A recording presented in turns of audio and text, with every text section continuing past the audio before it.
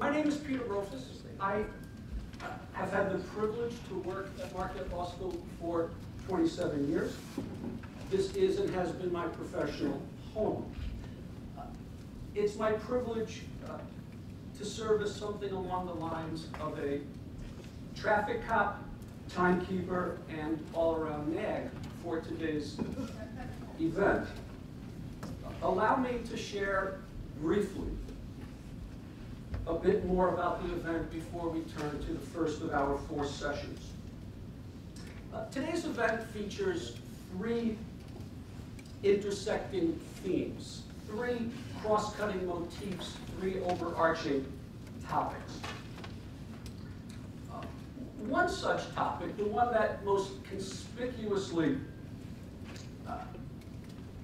makes this event central to a law school, focuses on the making of constitutions in the aftermath of war, in nations recently beset by war, whether the particular war preceding the effort at constitution making happens to be a civil war, that is to say, a war within a nation, or, by contrast, a war between or among nations. And so as we move throughout the program, our speakers will probe post-war constitution making in strikingly different times and places. In America at the close of the Civil War, in Japan at the end of World War II, in Russia and the Balkans toward the conclusion of the 20th century, in Africa's largest nation, Sudan, within our own time, and over the course of the day in a cluster of other nations at a variety of moments throughout history. And our speakers will probe constitution making both through analytic models that can be employed across time and continents, as well as through scrutiny of some very searing events that have unfolded within a particular place at a particular historical moment. A second topic has to do with a man called Douglas MacArthur. 3 of our speakers will share path-breaking scholarship concerning General MacArthur and the prominent role he and those surrounding him played in the formulation of the post-war Constitution of Japan. And also on this topic, our final panel of the day will feature representatives of several nations, among them the Philippines, South Korea, Australia, and Japan, sharing insights concerning General MacArthur's substantial influence on nations around the globe. Now, our third overarching topic, one that will come to the fore at different moments throughout today's program, is the set of lessons to be drawn from the insights of our speakers for the world of tomorrow. What do the experiences of past constitution making suggest about the enterprise in the 21st century as that century continues to unfold? Now, as we kick off the day, allow me to emphasize that we who will be at the podium throughout the day strongly encourage you to participate by asking questions of our speakers, by sharing observations and thereby seeking to elicit comments from our speakers, or simply by grunting audibly during your time with us. An engaged audience, an audience that invests through participation, makes for a richer experience for all of us. Yes, there are limits to this invitation to participate, and that's why folks in the security business remain in such high demand these days. As the program reveals, we will have periodic breaks throughout the day, including a lunch break, because one of our early speakers has an airplane to catch for a significant event back home this evening. We will do all we can to stay on schedule. Now, our opening session, to repeat the first of four, in many respects serves as a natural jumping off point for much of what will follow.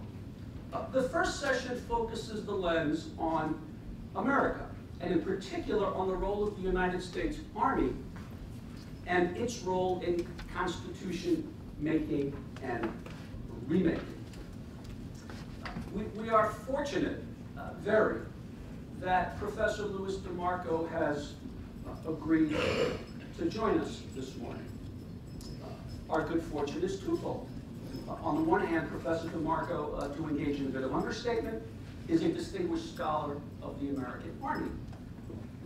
On the other, it is he who has a significant personal event to attend back home in the Kansas City area, and thus he will be skedaddling not long after this session. Again, we are immensely grateful to Professor DiMarco for his presence. A bit about him. In 2005, after more than 24 years of active service, Professor DiMarco retired as a lieutenant colonel in the United States Army. His civilian education includes a Bachelor of Science from the United States Military Academy at West Point, a Master's in Military Art and Science from the United States Army Command and Staff College, a Master's of Arts in International Relations, and a doctorate in history. He teaches and has taught courses devoted to military history, modern urban warfare, particularly in the Middle East. His bibliography is lengthy, and it includes several key Army manuals devoted to urban operations and counterinsurgency. Please welcome to the podium Professor Louis DiMarco. Well, first off, let me say how honored I am and to be able to talk to this group about a subject that I think is interesting and apropos for several reasons. One is I think it's one of those niches in history that I believe critically important, but surprisingly not very well known. Second, it dovetails perfectly with the theme, today's theme of constitution making in the aftermath of conflict. And third, it dovetails perfectly with the overall theme of the week, the role and contributions of Douglas MacArthur. And I think as I go through this presentation, those three connections will become obvious, and I hope you'll agree with me by the time I'm done that it is kind of surprising that more people are not aware of the connections I'm going to illustrate and recognize the importance. So I'm going to talk about U.S. Constitution making, or the Army's role in constitution making in the history of the Army. And that is really a subset of the Army's role in post-conflict operations. I'm going to start with the American Civil War, and I will take us through World War II, but I won't go into the specifics of constitution making after the war, because there are experts here who know far more about that than I, and they're scheduled to talk to you later this morning. And so I'm going to sort of set the table for the rest of the day. My theme, and first off, I make the assumption that generally most people regard the occupations of Germany and Japan in the post-World War II era from 1945, 1951, 52 were not just successful, but amazingly successful operations from the standpoint of the Army, from the standpoint of the United States, and from the standpoint of the occupied nations and people. My theme is that success is not an accident, that success is the end product of 80 years of experience with doing these type of operations embedded in the culture of the U.S. Army. And so when we arrive at 1945, 1945 becomes the high point of the Army's expertise in nation building, if you will. And the constitutions that derive and the processes for putting those constitutions together in the post-World War II world in Germany and Japan are not an accident.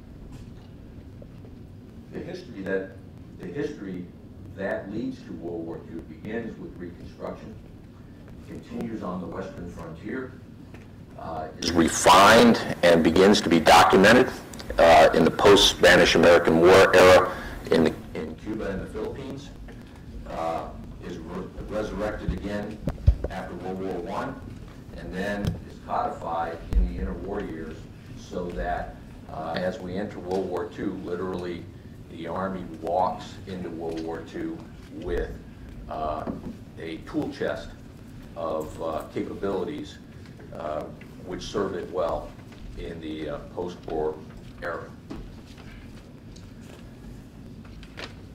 Much of what I'm going to talk about, although I won't, well, I'm going to come back to this theme several times, is culture. Right from the beginning, and I'm going to talk, as I start talking about the American Civil War, the Army is torn between two different cultures. And this,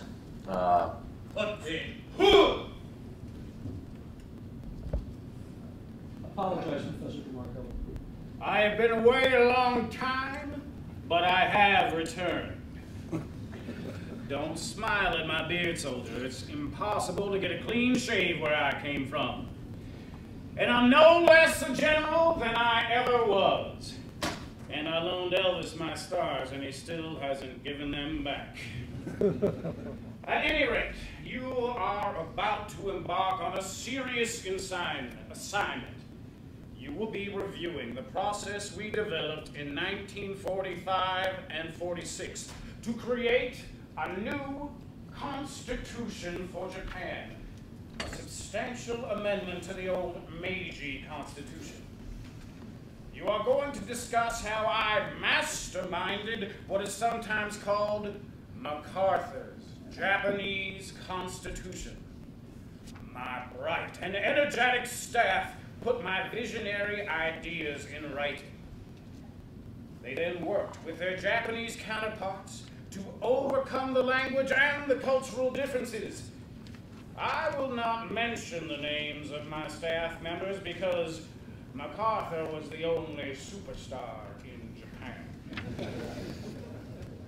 In case you haven't been keeping up, and believe me, I know if you haven't, there have been 187 books written about me.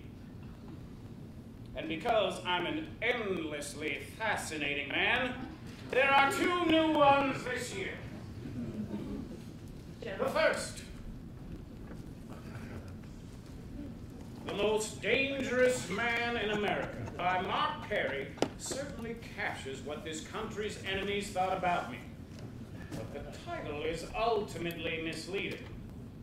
This, as it should be, is a very complimentary book about many of the extraordinary things I accomplished.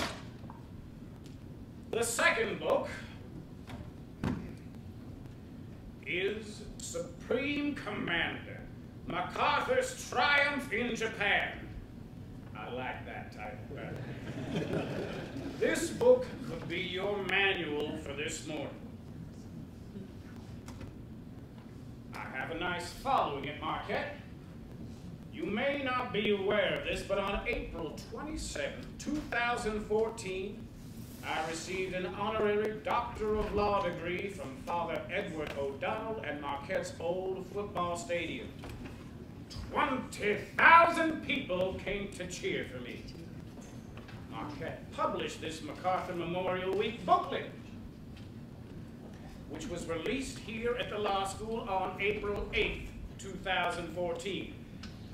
I will leave a few copies for you.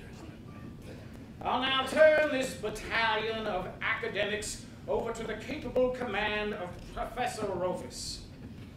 I am now closing this Marquette chapter of my life, and like an old soldier, will just fade away. Thank you again for the honorary degree, the Marquette MacArthur booklet, and for your support of MacArthur Memorial Week.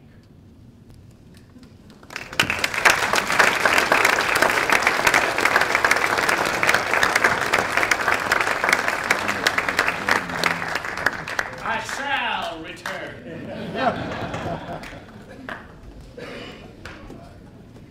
Well, hard act to follow there. Yeah, exactly. I might just want to quit right now. Okay. Part of the story that I'm going to lay out for you is also the story about military culture. And there are two cultures in the Army which you might argue throughout the history of the Army have vied for dominance. One of those cultures sees the role of the Army as fighting and winning the nation's wars. That is the dominant mission of the Army, the only mission of the Army, and anything that interferes with that mission needs to be avoided, cast aside, and expunged. And the Army's sole focus needs to be on warfighting. At different points in the Army's history, this has been the dominant mission. Vying with this warfighting culture is another culture, maybe not so well known because maybe not the dominant culture in recent times, and that is a culture that sees the Army, although recognizing the priority of the warfighting task, it sees the Army as the tool of national policy. This is the culture of selfless service. This is the culture of servant to the nation, and it applies the Army's unique capabilities to whatever the country, whatever task the country and the national leadership deem important. Warfighting, obviously, the most unique and maybe and the priority capability, but a host of other capabilities exist in the Army, and when required, the Army adapts and executes whatever the national leadership requires it to do. And I think you're going to see that this culture has an important role to play in the success of, or failure of U.S. military post-conflict operations in the period that I'm going to cover. The Army's first large-scale, because we had done some smaller-scale military post-conflict operations in Mexico after the Mexican-American War, but the first really large-scale, nationally important post-conflict task that the Army gets is to support Reconstruction after the American Civil War in 1865. President Andrew Johnson, Lincoln is assassinated as the war ends. President Andrew Johnson takes over and begins the reconstruction of the South. To President Johnson, Reconstruction is a relatively straightforward task. In fact, he doesn't like the word Reconstruction. He prefers the term Reconstitution because he sees integration of the former Confederate states back into the Union as a relatively straightforward task, and he essentially lays out how this is going to be done, and it's a relatively simple process. He appoints state governors, acting governors, and he tasks them with doing these tasks in order to integrate the former Confederate states back into the Union. They have to register voters. Once the voters are registered, those voters will elect a constitutional assembly. The constitutional assembly will rewrite the state constitution.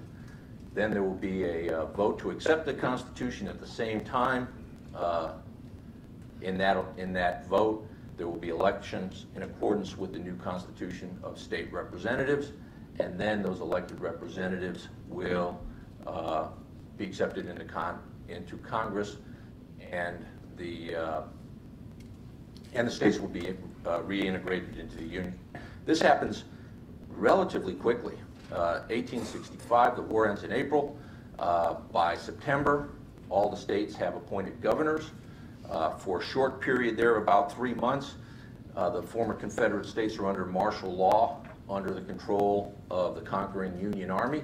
But by September, there are civilian state governors appointed by President Johnson in charge of the states, and the Army commanders are in support, mostly to provide law and order, if required, of those state governors.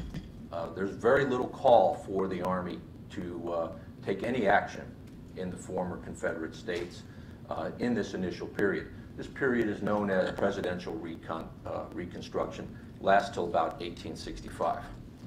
There are some problems with it. Register the voters.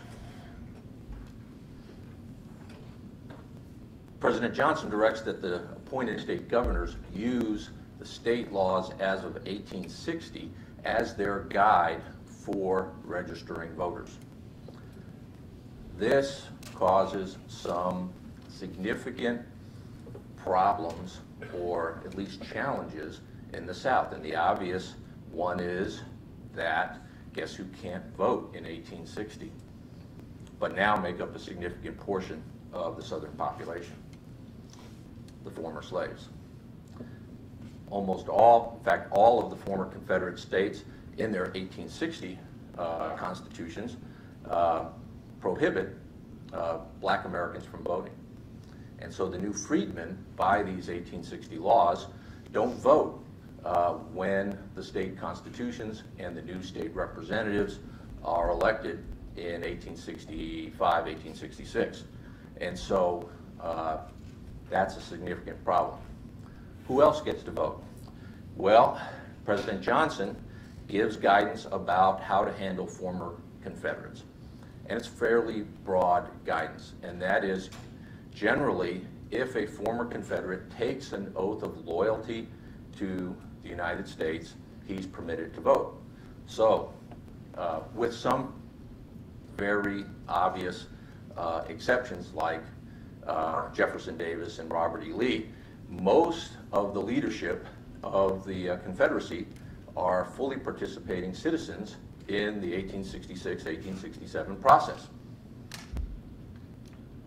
So, what's the result of these of this constitutional process in 1866, 1867?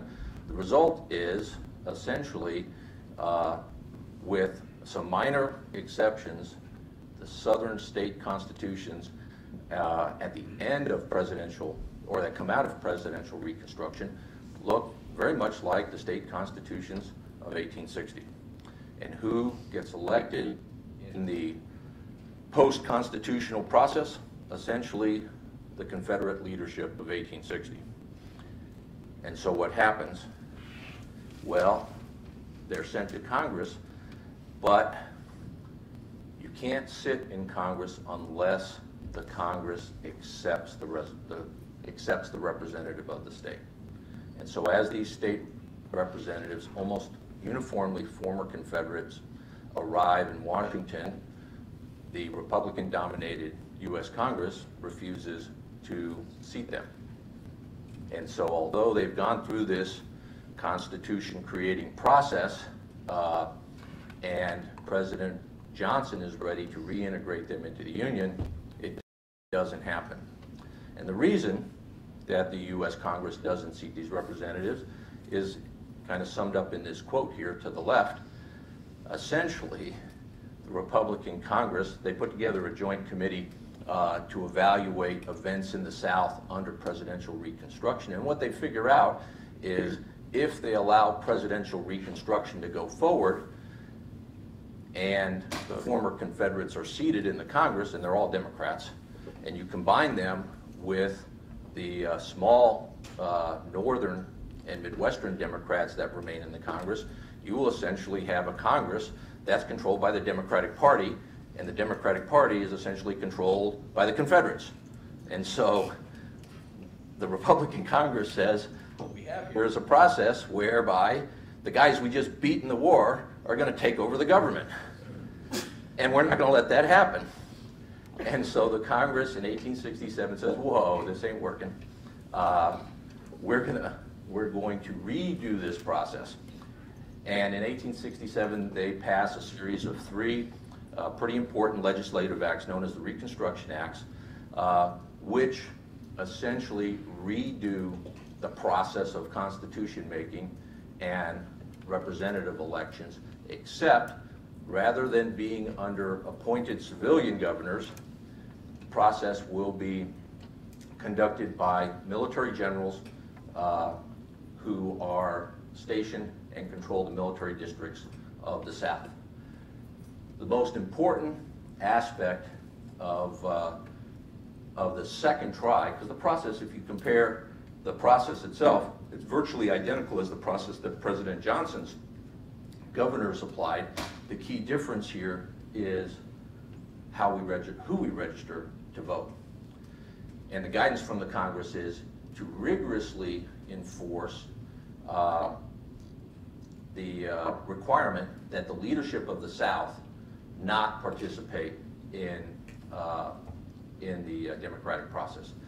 And the new interpretation of leadership includes anyone who had a significant office of responsibility in the Confederacy. That includes postmasters, school superintendents, in some cases, in some states, teachers,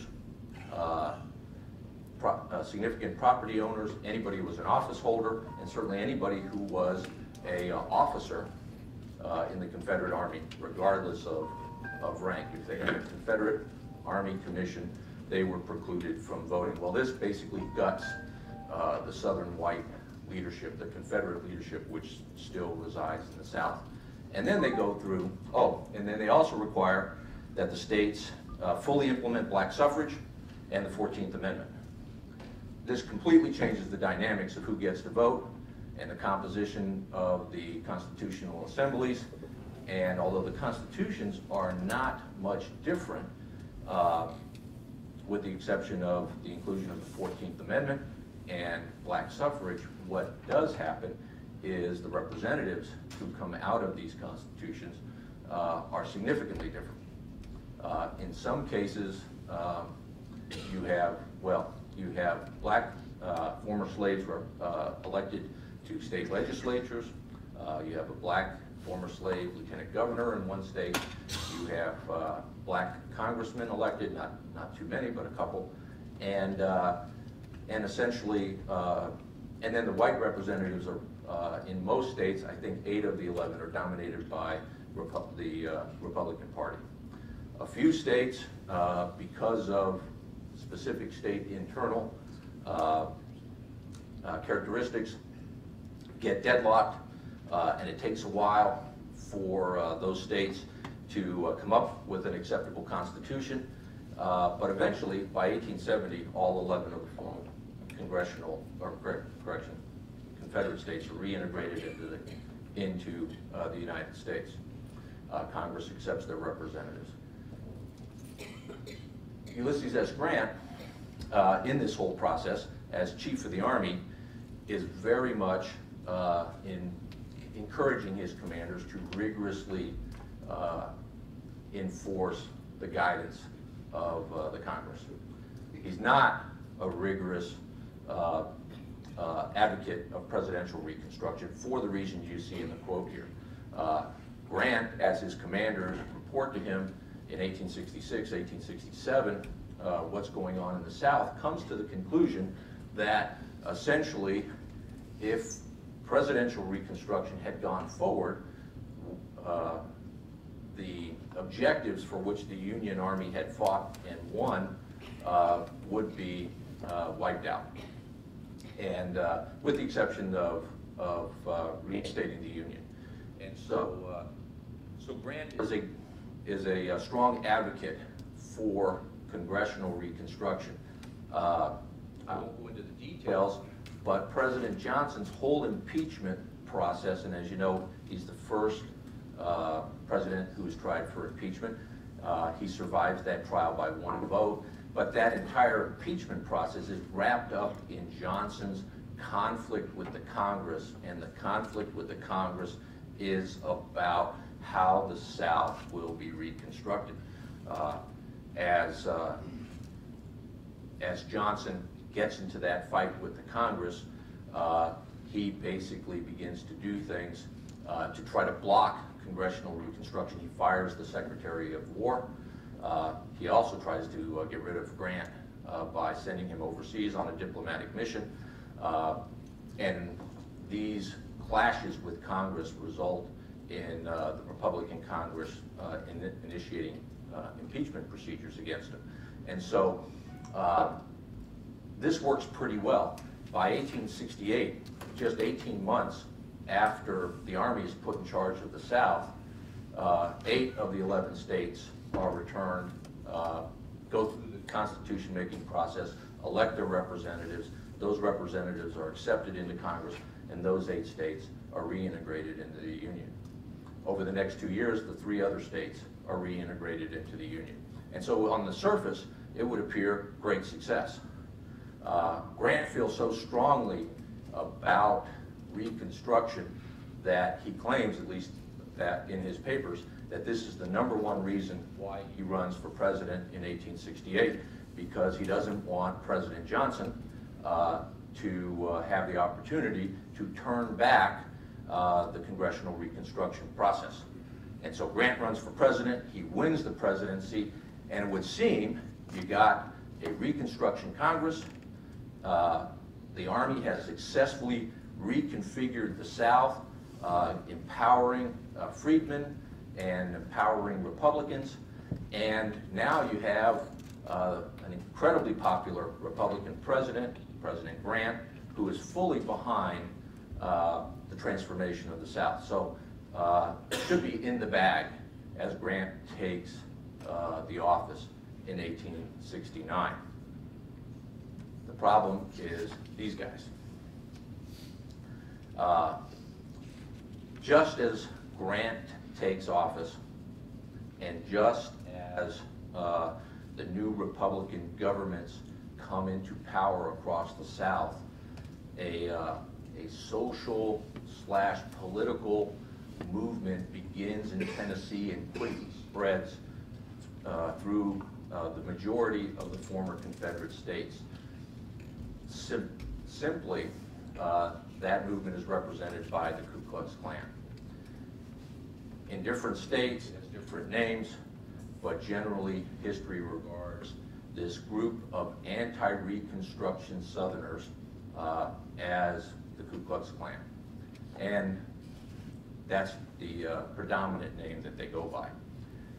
The Ku Klux Klan in 1868, as these new Republican governments take charge, begin a reign of terror and intimidation across the South. Their targets are any Republicans, white or black, and their specific target is the freedmen population of the South. And their goal is to punish anybody who opposes the objectives of the former Confederates, the Southern Democratic Party, and to intimidate them out of the political process. And they're very successful. Why are they successful? Well, one reason is this last bullet here on this slide. The Army's role is authorized in operations in the South through the Reconstruction legislation. Once the Southern states are accepted back into the Union, those states, the Army is no longer authorized to support them. And so you have these fairly weak Republican governments taking over most of the Southern states. A lot of their, not so much their legitimacy, but their ability to enforce the law, the rule of law, is based on the 100% support of the Union Army that is still occupying the South. As soon as the new governors are sworn in and the new representatives are accepted into Congress, the Army is no longer authorized to support these new Republican governments. And so immediately their biggest law enforcement tool, the U.S. Army, is taken away from them as soon as they gain legitimate power. And as they gain that legitimate power, you have this fairly capable, what in modern times we would call terrorist organization or insurgency erupt all across the South. The other reason that Reconstruction begins to falter as soon as Grant becomes president is as Grant becomes president, his second in command, William Tecumseh Sherman, moves up and becomes the commander-in-chief of the Army. As the general-in-chief of the Army, Sherman's job, obviously, is to supervise and give guidance regarding all Army operations. And although Sherman and Grant are very best friends, lifelong friends, they disagree about one very important point, and that is the role of the Army. Grant is very much, as his actions and his words indicate, regards the Army as a tool of national policy. Whatever the country needs, we will do. If you want us to run elections, we will run elections. If you want us to administratively supervise or actually administer the states, we will do that. Sherman's view is exactly the opposite. Sherman comes from the school of the Army's role is to fight and win the nation's wars, and anything that distracts from that should be avoided. And Reconstruction operations in the South, backing up state governors, enforcing elections, supervising the writing of constitutions, all of those things are distractions from fighting and winning the nation's wars, and so Sherman is dead set against them. Sherman also personally, despite that war is hell and march to the sea from Atlanta, burning down farms, Sherman is actually very sympathetic socially to the South. Sherman spends much of his early career stationed in South Carolina. Just before the American Civil War, Sherman separates from the Army in the late 1840s, early 1850s. Goes to California, makes a lot of money, loses a lot of money, makes a lot of money. But his last job before the American Civil War starts is he is selected as the first superintendent of the Louisiana Academy, today Louisiana State University. And he lives in Louisiana for I think 2 years just before the Civil War starts.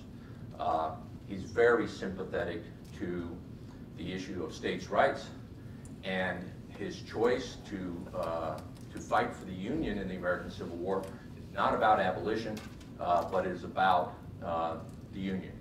And as far as Sherman is concerned, as long as the southern states are back in the Union, that was the goal of the Civil War, and that's been accomplished. Enough said, get the Army out of the South.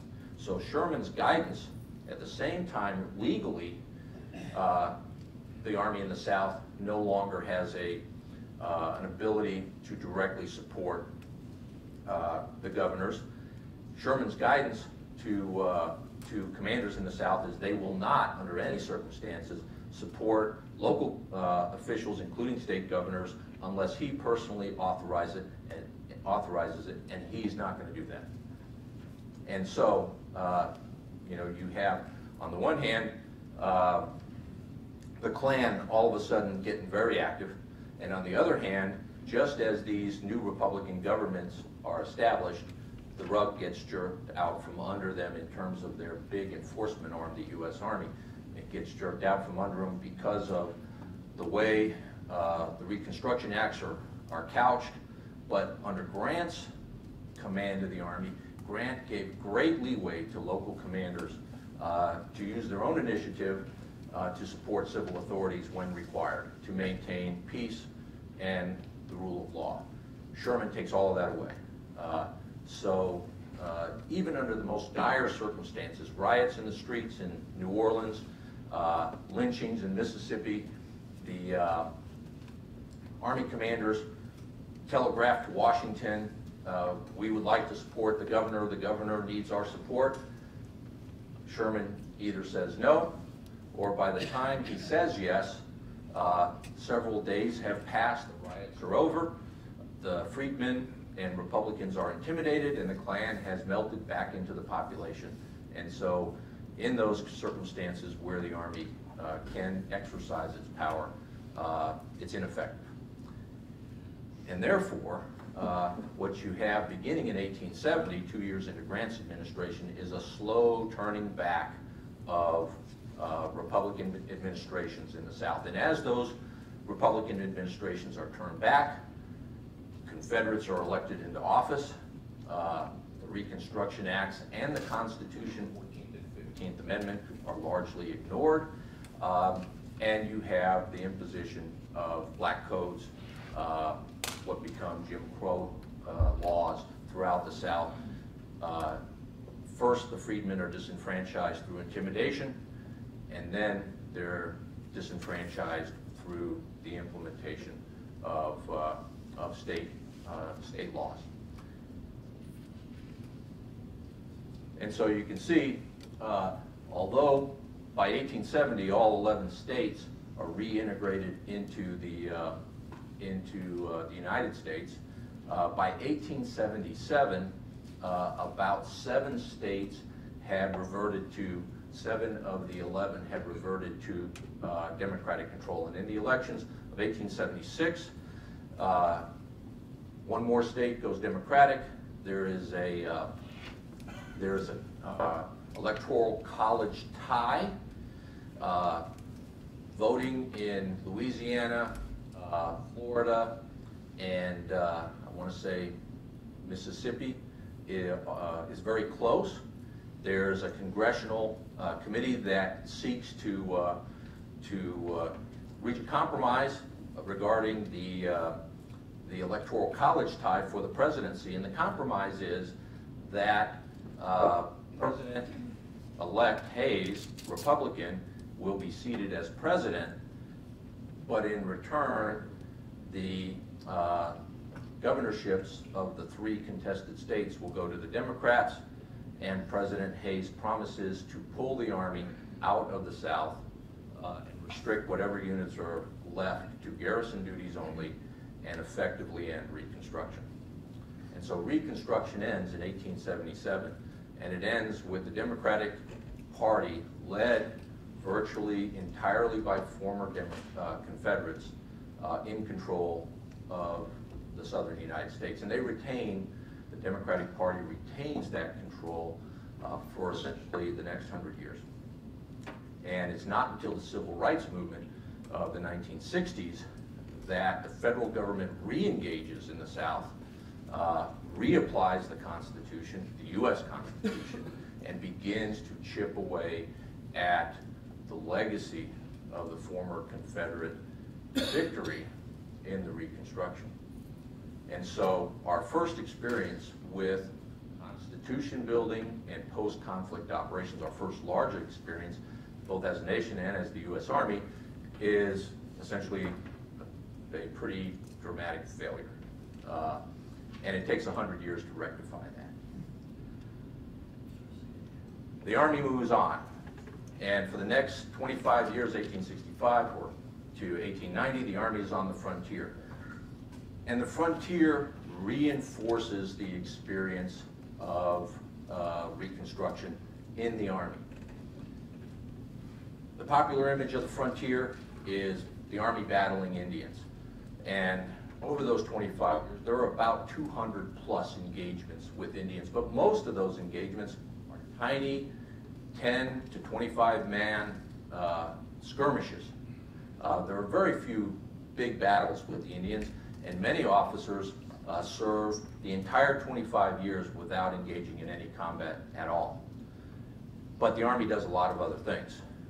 The Army, about 15,000 soldiers, is essentially the representative of the federal government over 5.5 million square miles of federally controlled territory in the West.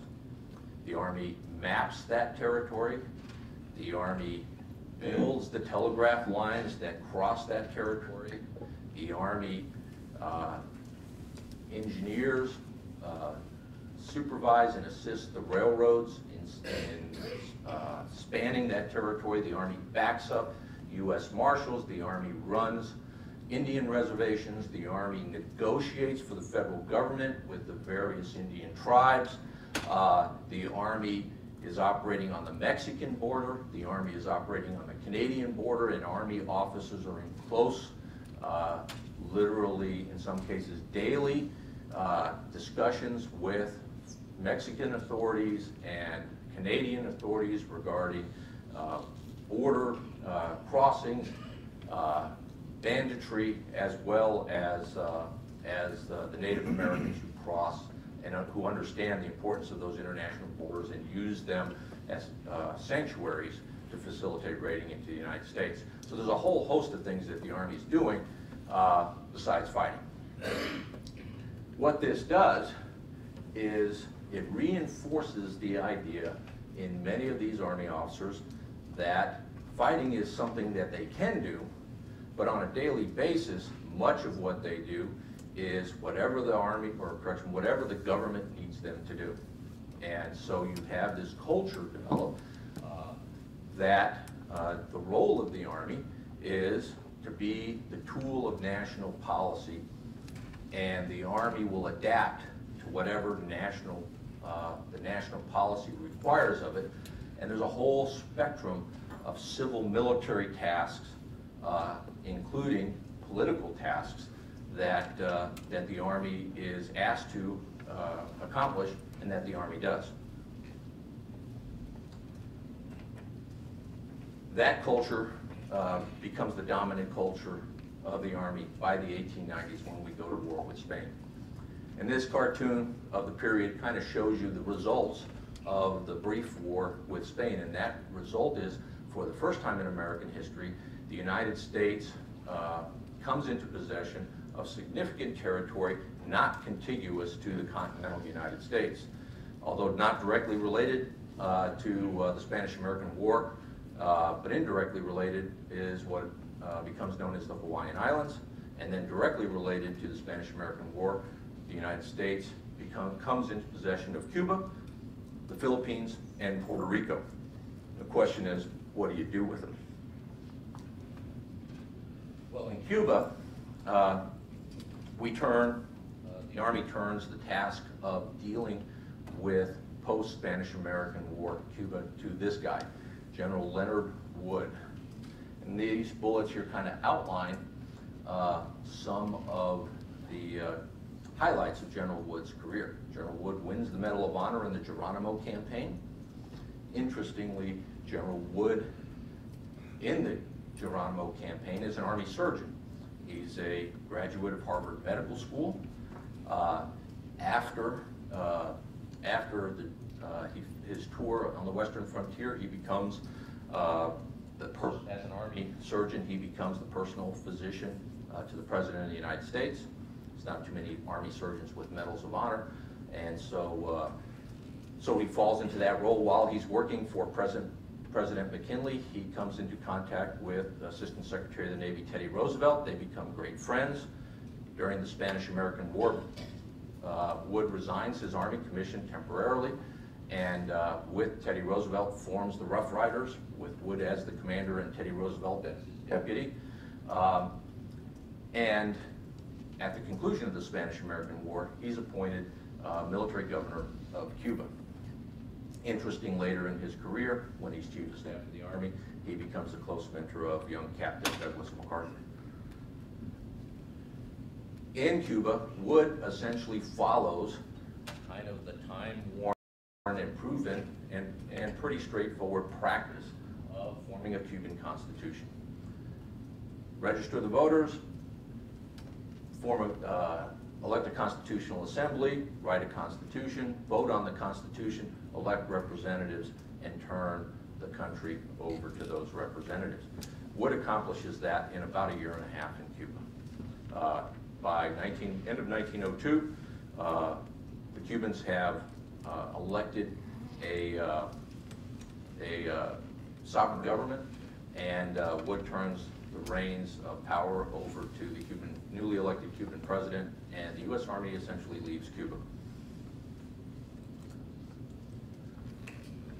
What also happens as Wood lays out, or as Wood forms the new nation of Cuba, or supervises the forming of the new nation of Cuba, is you start to see the pattern of how the American military does post-conflict operations, and I call this kind of the American way of occupations.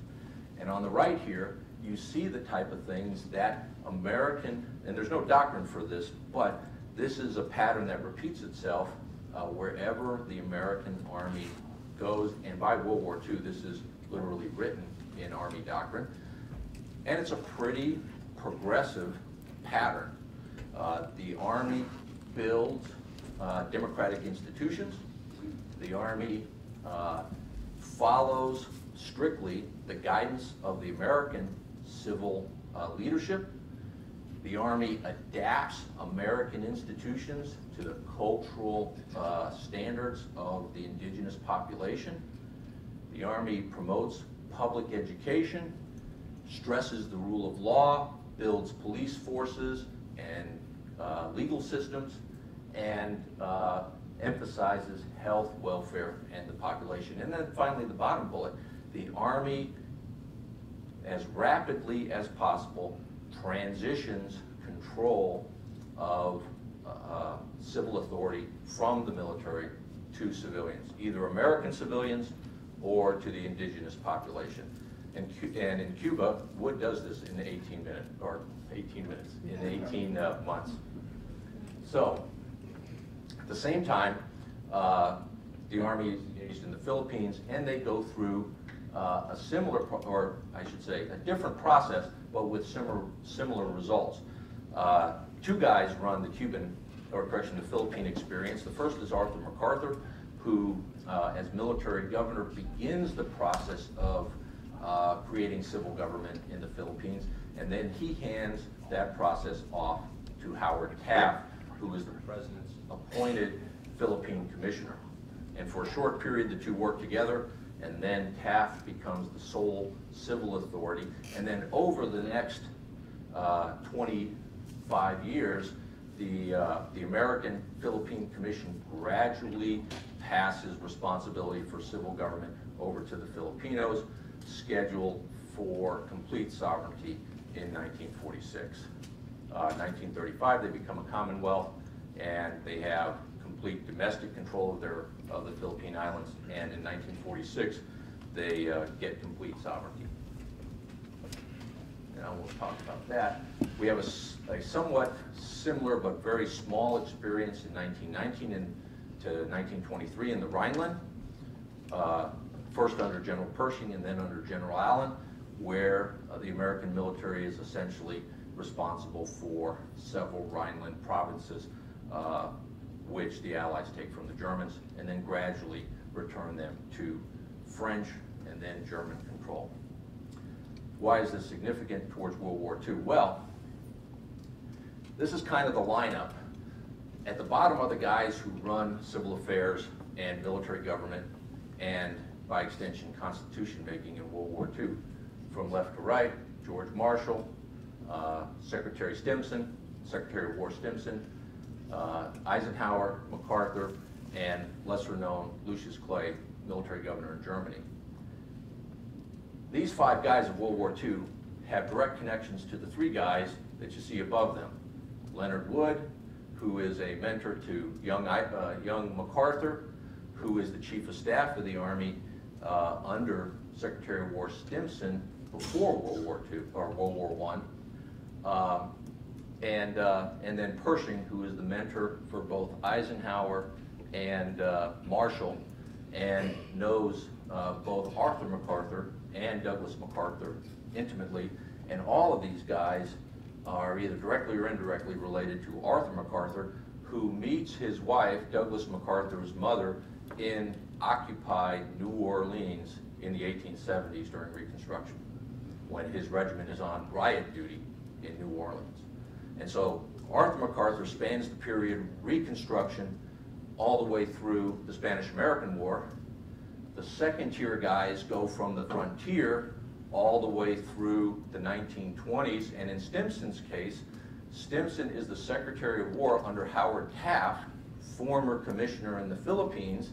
He then becomes Secretary of State under Herbert Hoover, 1928 to 1932, and then he becomes the Secretary of War under Roosevelt and supervises the preparation for post-conflict operations in World War II. So Stimson pretty much goes, influences our view of what we do with defeated nations from the period of the Philippines all the way through World War II. The MacArthurs in just 2 generations cover the entire 80-year period where both, and Douglas models himself on his father. In fact, several times during the occupation of Japan, he says either I'm going to do this just like my father did in the Philippines, or he says my father's greatest mistake was not reforming land ownership in the Philippines, and I'm going to make that mistake right in Japan. And so you can see that there is more than just a direct or an influence on post-World War II occupations. There is a direct connection. And because of that direct connection, we do extensive preparation for the post-World War II world. We begin preparing to occupy Germany and Japan less than 6 months after Pearl Harbor. Less than 6 months after Pearl Harbor, American generals are talking to the Secretary of War with discussing plans for the occupation of Germany and Japan. We haven't won the Battle of Midway yet. Stalingrad hadn't happened yet. We're still on the defensive all over the world, but we're thinking about how we're going to run the occupation of our enemies 3 years before the war ends. And towards that, we train over 6,000 civil affairs specialists who we bring out of their civilian professions to man the Civil Affairs Corps to assist in running these countries. One of the big professions that is signed up for the Civil Affairs Corps are lawyers, lawyers and judges. The Civil Affairs Corps also includes a congressman.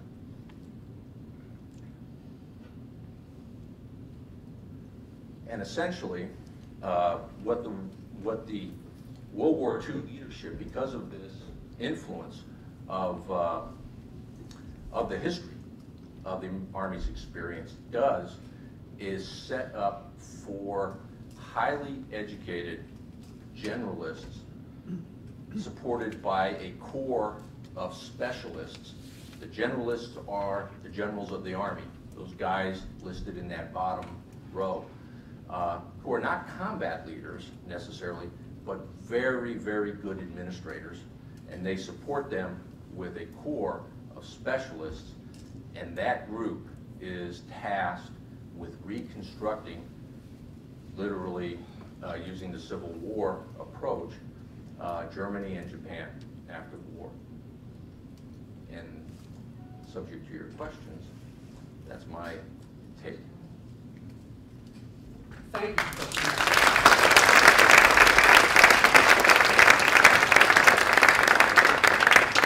We have built in 12 minutes or so for questions. Yes? Sure. Didn't Douglas MacArthur have a completely different view of the capability of the Philippine people to govern themselves?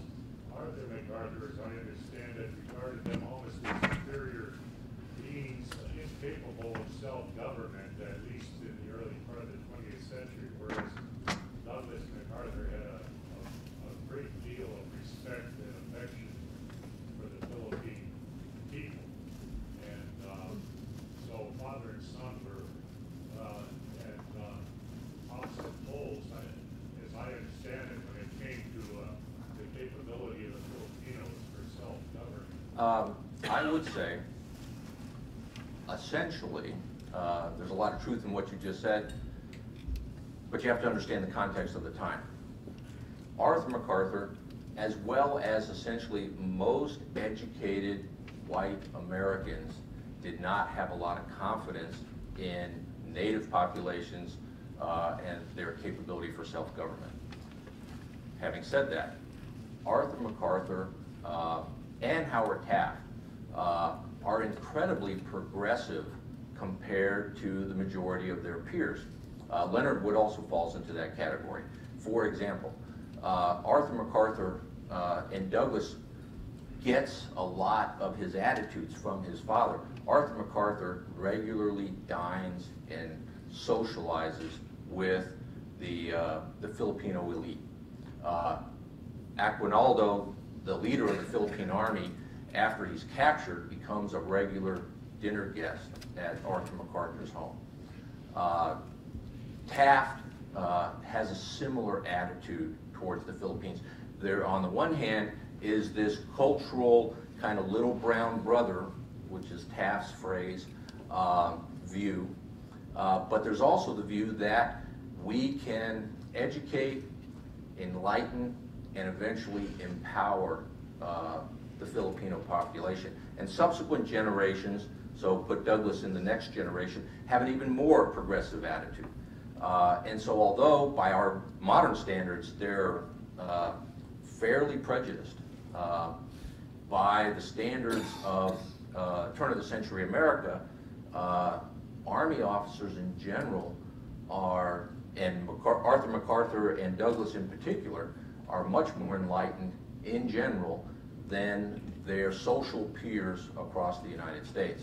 And so everything is relative. It would be unrealistic to expect kind of modern day lack of prejudice in a leading political or military figure of the turn of the century.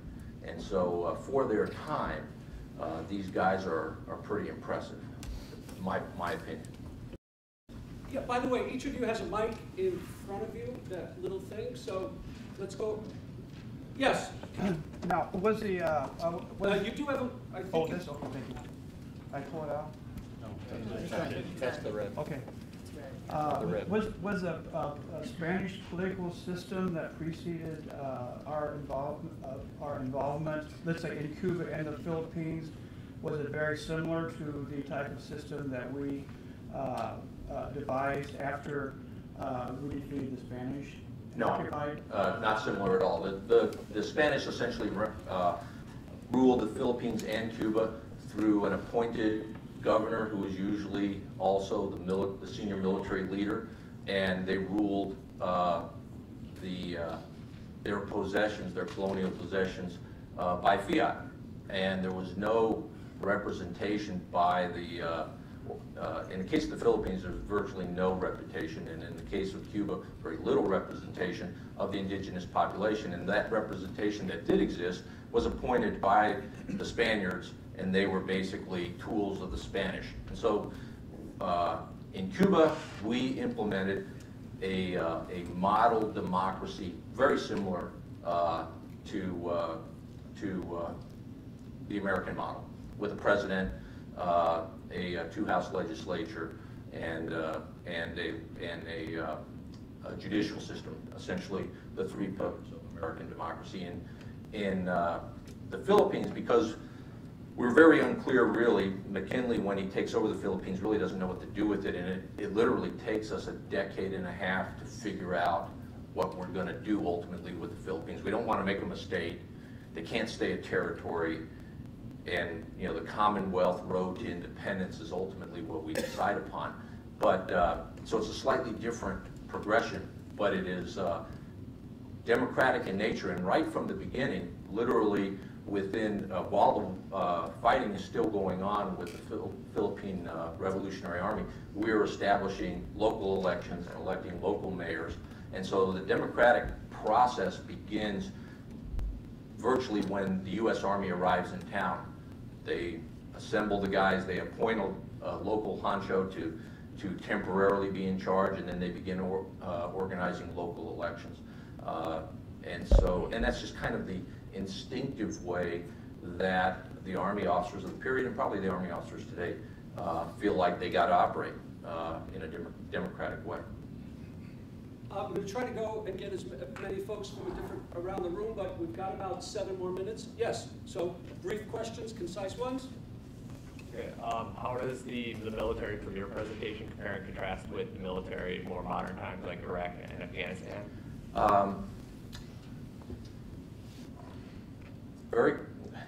Obviously, it would require a lot of research to come up with an answer that I was very confident in, but I would say I have some confidence in the fact that when we go into Iraq in 2003, we were very much an army that was culturally and organizationally designed to fight and win the nation's wars and then get the heck out. By 2011, we had transitioned to an army that was becoming more comfortable with the non-military tasks, and we had changed our organization, dramatically increased civil affairs capability, and selected leaders like General Petraeus that were more comfortable operating in a general way across competencies. And so I think we had crossed the line there and begun transitioning and adopting a different culture. And right now the Army is in an internal cultural war between the counterinsurgency, post-conflict, nation-building guys and the guys who want to return to the comfortable, we fight and win the nation's wars, period, group. And that debate is going on right now. And in an era of slim budgets, you can't do both. So it's an important debate that's happening in the Army now. Maybe 2 more. Yes. Why did Hawaii become a state?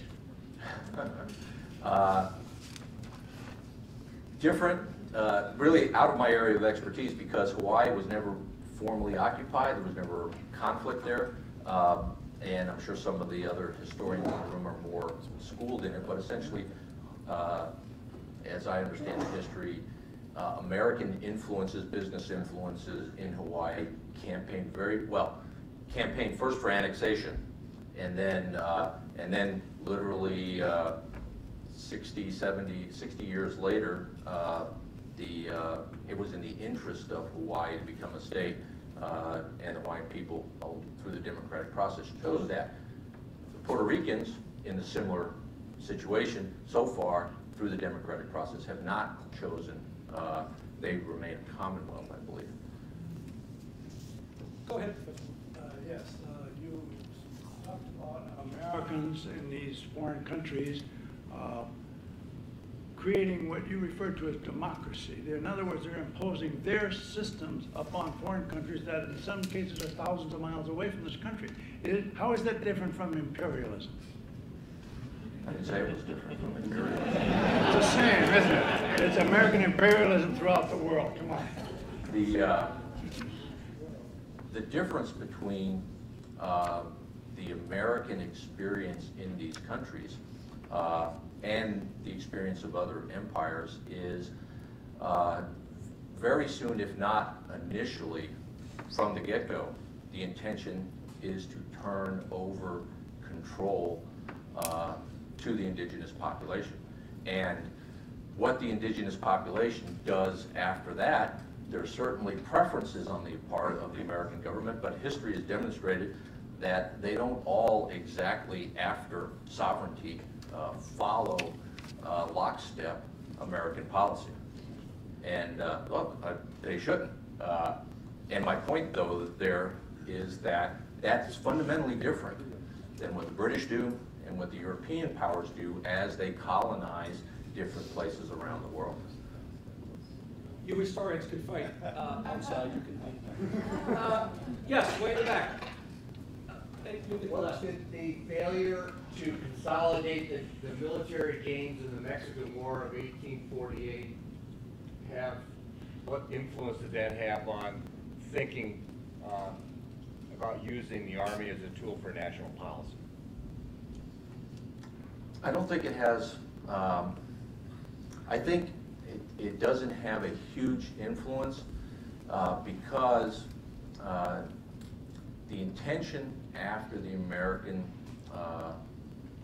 Mexican-American War is to get the Army back to doing the business of the country. Now, in terms of the Army's culture, the Mexican War reinforces kind of the idea that the Army does what the country wants it to do.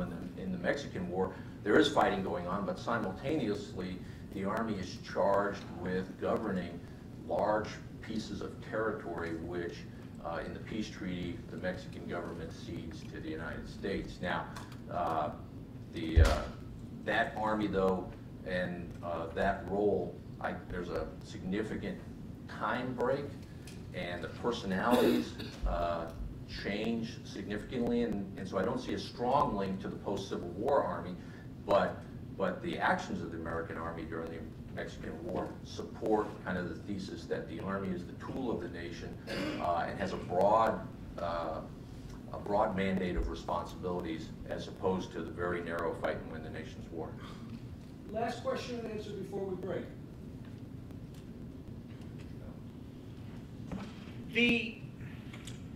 In the Reconstruction, you had two groups, white versus black versus fighting the Army. In Iraq and Afghanistan, we have 2, 3, maybe 4 groups fighting between themselves. How does that affect the success or failure of the Army to create a reasonable government? Good question, and my answer, because I thought about that, is it makes it a lot harder.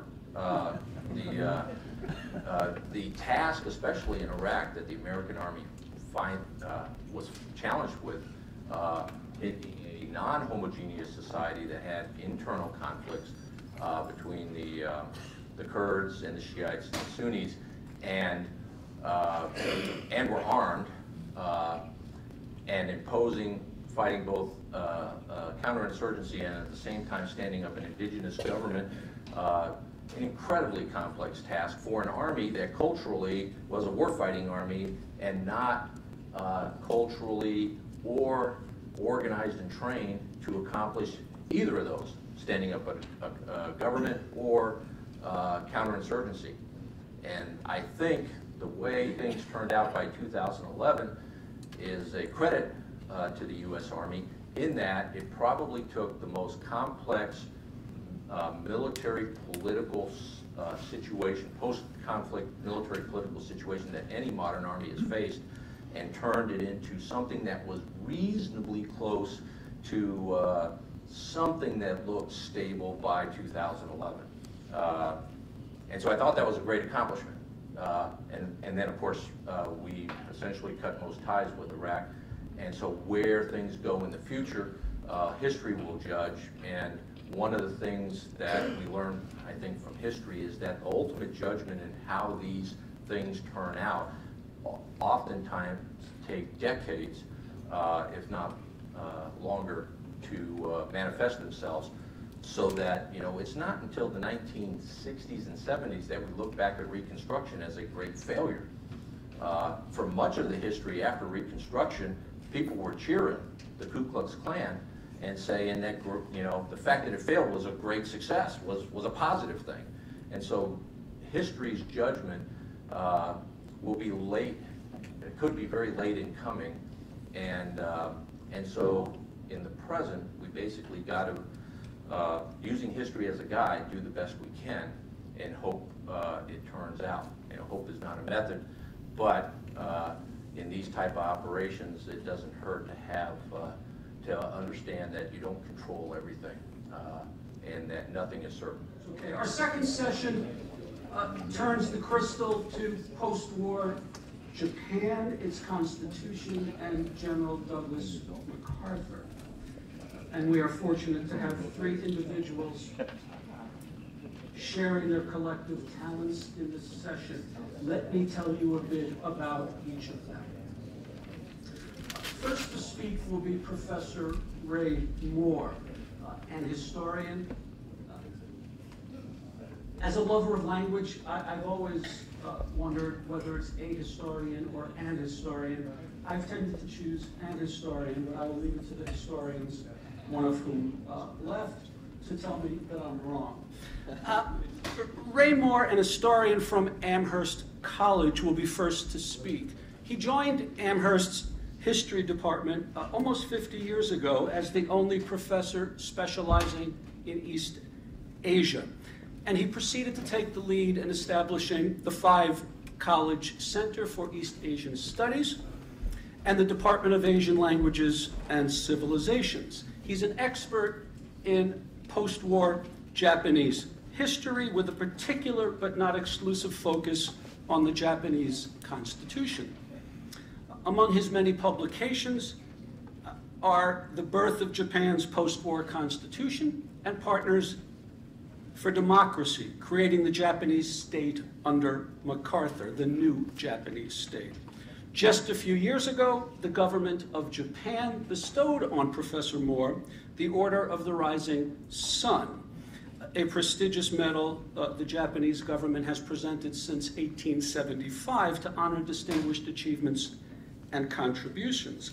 Just in case you were wondering about the magnitude of that honor, do know that 2 of the other recipients are former Secretary of Defense William Perry and a Star Trek actor whose name I meant to ask Professor Moore if I'm going to correctly or incorrectly pronounce it, George Takei.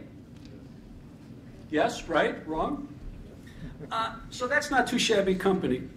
Again, Professor Moore will speak first. Professor Kyoko Inoue, a linguist, has spent the past 30 years at the University of Illinois, Chicago. She earned degrees first in Japan from Aoyama Gakuin Women's College in Tokyo, from San Jose State, a master's in English from the University of Hawaii, and a PhD from the University of Michigan. Her CV features a long list of publications and mention of many awards and honors, among them teaching awards from her home institution and multiple scholarly awards for study abroad, in particular in Japan. What brings her here today is her book, MacArthur's Japanese Constitution, a linguistic and cultural study of its making, published by the University of Chicago Press, and a book named the finest academic work of 1991 by choice. Perhaps you're wondering about the identity of the other person up here. He is Richard Muller, and he will be delivering not all, but the bulk of Professor Inoue's presentation.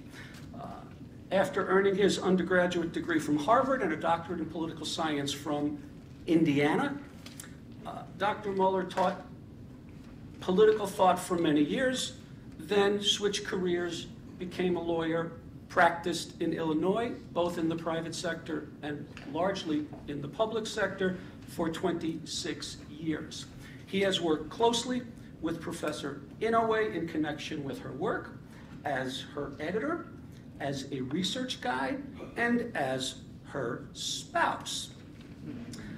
I am deeply grateful to Richard for all his work in connection with this aspect of today's program. To repeat, we begin with Professor Ray Moore. Well, in addition to the books you mentioned, I most recently published one called Soldier of God. That's what General MacArthur called himself. He said, I'm a soldier of God as well as of the Republic. And, well, I'll get into more of that a bit later. But, and I should also mention that I became interested in Japan primarily because I was sent there during the Korean War. I joined the Army in 1948 as a very young soldier. I claim I was the youngest soldier since the Civil War. I was 14 years old. Somebody had to lie about my age, of course, saying I was 17. Nevertheless, I served for 4 years. And I enlisted for 3 years. And my third year, the third winter, I was sent up to Canada to join the PPCLI, Princess Patricia's Canadian Light Infantry. And we were pretending the Russians were invading from Siberia, and we were protecting the North American continent. It was very cold up there, believe me. I got back to Colorado, where I was based, and President Truman, well, the Korean War started. President Truman declared a national emergency, and he extended my enlistment by 1 year. He didn't ask me if I wanted to stay another year. And then, I guess the most interesting or important thing in my life, I was sent to Japan in September 1950. Yeah, 50, okay. And I was there for several months before being sent on to Korea. And I was sent to Korea the very day that General MacArthur was fired by Truman. And my older brother used to tell me I replaced General MacArthur in Korea. Well, not exactly, but in any case. So then after I got out of the military, I had not, of course, spent one day in high school, but one afternoon in Colorado when I was based at Camp Carson, I took an examination, GED test, and in 4 hours, I got my high school equivalency certificate rather than spending 4 years in high school. And with that and the GI Bill, I was able to go to college, and after being in Los Angeles City College for a while, I found out about this Jesuit university in Tokyo called Sophia University, Jesuit, like MacArthur. And I applied there, but when I arrived there, I soon learned that their language program was not very good, and I discovered something called the International Christian University, which had been supported by General MacArthur, and it was founded in 1952, shortly before, about a year before I went there. So I transferred to ICU and spent 2 years there studying the language, a very intensive language program, which shaped my whole life. And then I returned here. I went to the University of Michigan, got my PhD there. Well, I was in Ann Arbor, Michigan for 5 years. I better not spend too much time on this, but so I want to talk today about the General MacArthur's role in the occupation of Japan, not just the Constitution, but that's a very important part of it, of course. Let me begin by saying, as Supreme Commander of the Allied Powers, SCAP, S-C-A-P, we often say SCAP, General MacArthur is often given credit for creating Japan's post-war constitution. But when he did approve the draft made by his government section, and the head of that government section was General Courtney Whitney, and the number 2 person there was Colonel Charles Keyes. And I knew Keyes very well. In fact, he gave me all of his papers shortly before he died. They're now at the Amherst College Frost Library. Well, while General MacArthur did approve the draft that was made by his government section, and he personally ordered 2 clauses regarding the emperor and the military, most of the principles in the Constitution were recommended by others. Japan had accepted the Potsdam Declaration as the basis of its surrender, July 1945. The declaration said that military occupation of Japan would continue until the goals of demilitarization and democratization were achieved.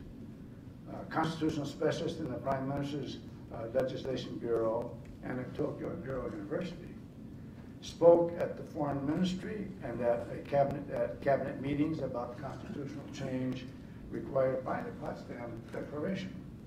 Neither the declaration nor the U.S. initial post-surrender policy was clear regarding the need or extent of constitutional reform. Japanese officials believed that democracy had existed in Japan before the war. They had a constitution, the Meiji Constitution existed for a long time.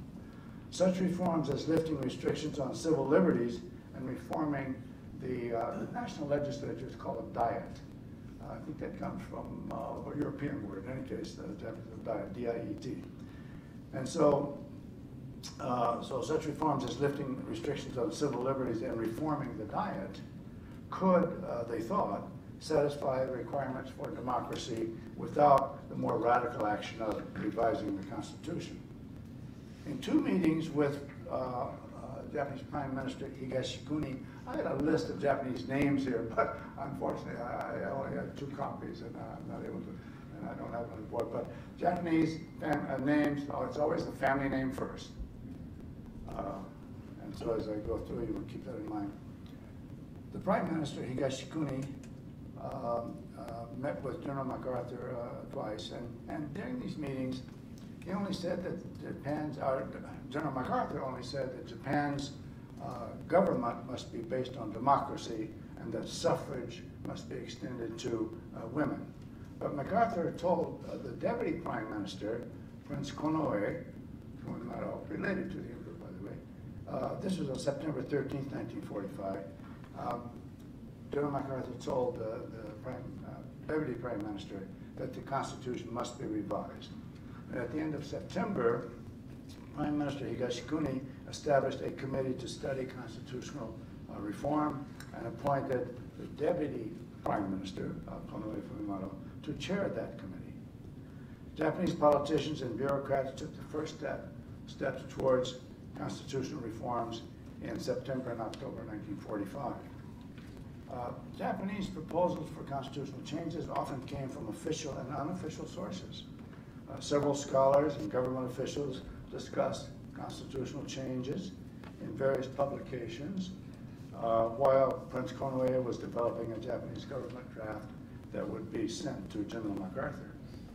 The Constitutional Research Association, one example, consisting of a small group of intellectuals, produced a draft constitution that is known to have influenced MacArthur's government section.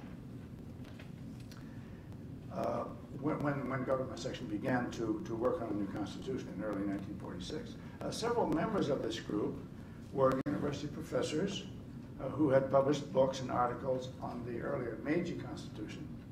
One of them, Iwabuchi Tatsuo by name, persuaded Prince Konoe to meet with MacArthur in September to learn more about MacArthur or SCAP's policy for Japan.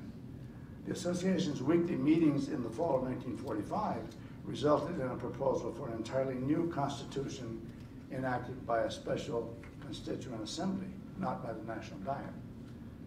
An English translation of the proposal was passed on to General MacArthur's government section. Major political organizations also made constitutional drafts that reached MacArthur's government section before the first SCAP draft was made. So drafts prepared by the Socialist Party, the Communist Party, and several conservative political parties all were known to MacArthur and his government section before they started working on it. Private organizations such as the Constitutional Research Association, consisting of a group of intellectuals, produced a draft constitution, and they sent an English translation of that to MacArthur's headquarters on December 27, 1945. This draft is known to have influenced MacArthur's government section when it began its work on a new constitution in early 1946. Neither the Potsdam Declaration nor the U.S. Initial Post-Surrender Policy document, neither one was clear regarding the need or extent of constitutional revision. What would have been done by Japan to revive and strengthen democratic tendencies? A major concern was treatment of the emperor. Following a long debate, the American decision was that the emperor could reign but not rule. In early meetings with Japanese leaders, General MacArthur said that the Constitution must be revised to make Japan a more democratic, make it more democratic, and that the government must be based on democracy and suffrage extended to women.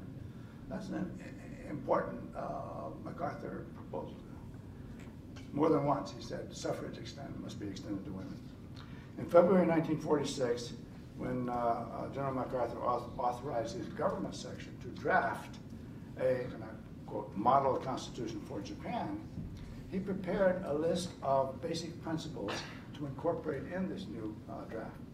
The first, concerning the emperor, said, I quote, the emperor is at the head of the state, his success is dynastic, his duties and powers will be exercised in accordance with the Constitution and responsive to the basic will of the people as provided therein, end quote. This was surprising in light of the sort of vengeful mood of Americans at the end of the war concerning the emperor. Hatred of the emperor was widespread in the United States. Most Americans favored putting him on trial as a war criminal. The U.S. Congress, indeed, debated a joint resolution in September 1945 calling for the emperor's trial as a war criminal. The debate in Washington particularly in the State War Navy Coordinating Committee. I noticed earlier it was somewhat, SWNC, State War Navy Coordinating Committee, SWNCC. There are various documents by that title. But so the debate in SWNC led to a document which said, and I quote, Hiroshito should be removed from office and arrested for trial as a war criminal. The document was sent to the Joint Chiefs of Staff on October 26, 1945, and then sent on to MacArthur on November 30th. MacArthur was told to collect evidence necessary to make a policy decision for or against trying Hiroshito as a war criminal, and to send the evidence with his recommendations to the Joint Chiefs of Staff. And the Joint Chiefs would then submit it to the State War Navy Coordinating Committee. This placed in MacArthur's hands very important responsibility for treatment of Emperor Hiroshito. What influenced MacArthur to defend Hiroshito and to save him from being tried as a war criminal? Three factors appear to have been decisive. First, MacArthur's interpretation of U.S. policy for Japan, including Joseph Gru's arguments regarding the emperor. Joseph Gru was our ambassador in Japan for many years before the war. He knew Japan very well. He was a specialist on Japan. He was present at the Potsdam meeting in July 1945, and he often argued that we should keep the imperial institution there. Another was that palace insiders in Japan, whether they attempted to present the emperor as a pacifist, willing to cooperate with the American occupation. And third, MacArthur's personal goal, this is very important, of advancing Christianity in Japan, and his conviction that the emperor would cooperate in that effort. This is one major theme, I guess, of my new book called Soldier of God. Efforts to save the emperor began early and took some unusual turns. On August 24th, 1945, the new prime minister, Prince Higashikuni, announced the appointment to his cabinet of a man by the name of Kagawa Toyohiko. Kagawa was a noted Christian evangelist. He was a graduate of Princeton Theological Seminary, and he was pro-American. In a long letter to MacArthur that he sent on September 2nd, Kagawa defended the emperor as a pacifist influenced by Christianity. On one occasion, Kagawa told American reporters that the emperor's mother was interested in Christianity and that the emperor himself, Hiroshito, while visiting London as a crown prince in 1920, had joined the YMCA. I'm not sure there was historical evidence for this, but in any case, it's an interesting argument. Other Japanese Christians told members of MacArthur's staff that the imperial family favored Christianity. Sekiya Teizaburo, he also appeared in that movie the other night, The Emperor, a former member of the House of Peers and a member of the Privy Council, and a Christian, met General Bonner Fellers, a close advisor to MacArthur and a friend of several Japanese Christians. And Sekiya defended the emperor. You'll see that General Bonner Fellers did too. The imperial family's apparent interest in embracing Christianity is especially important. Americans considered the emperor a kind of Stone Age relic who aspired to conquer the world. The U.S. Congress debated a resolution in September 1945 calling for his trial as a war criminal. The Joint Chiefs of Staff told MacArthur to gather information on the emperor's activities to clarify the charge that he was a war criminal. On a personal level, MacArthur saw the emperor as highly useful in a way never anticipated by the planners of the occupation. He learned that Prime Minister Higashikuni, the emperor's uncle, had said to several Japanese Christian leaders and to American missionaries that, and I quote, "We need a standard of ethics like Jesus Christ. Buddhism can never teach us to forgive our enemies, nor can Shintoism. If Japan is to be revived, we need Jesus Christ as the basis of our national life." Well, several influential Japanese Christians helped persuade MacArthur that saving the emperor would advance Christianity in Japan. Kawai Michiko, the woman, the founder and president of a girls' high school and junior college, had a close link with Brigadier General Bonner Fellers. And we saw in the movie the other night, Bonner Fellers was the young guy who had this relationship with a Japanese woman. And Bonner Fellows was a key member of MacArthur's staff. Both Fellows and Kawai Michiko had attended Quaker schools in Indiana, and they had been friends since 1922. Kawai's positive appraisal of Emperor Hirohito influenced Fellows as he prepared a memo for General MacArthur, warning Washington against trying the emperor as a war criminal.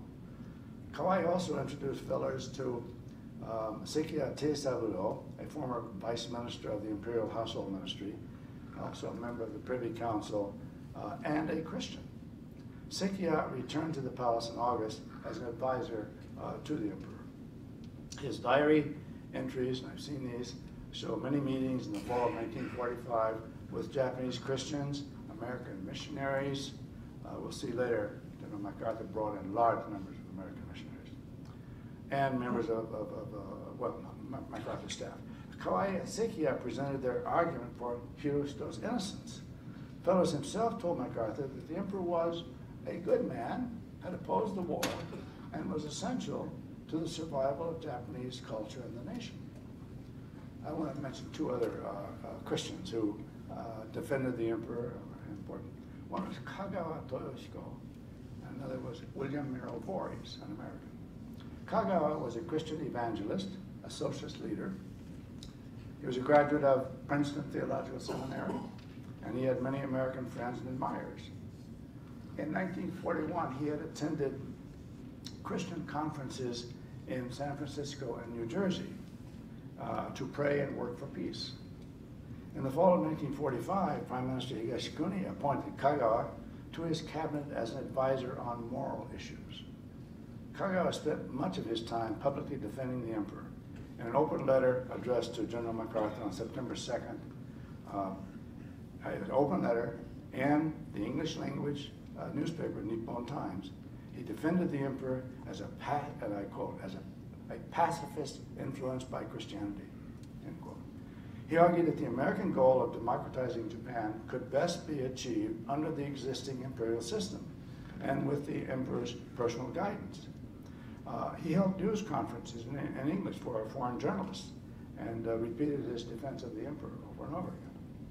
He said the emperor was a good man because he'd been influenced by his mother, who was interested in Christianity. To prove the point, he had his secretary spread the word that Hirohito had joined the YMCA while visiting London as a crown prince in 1920. I mentioned this already. This is only one of many events designed to prove the imperial family's interest in Christianity.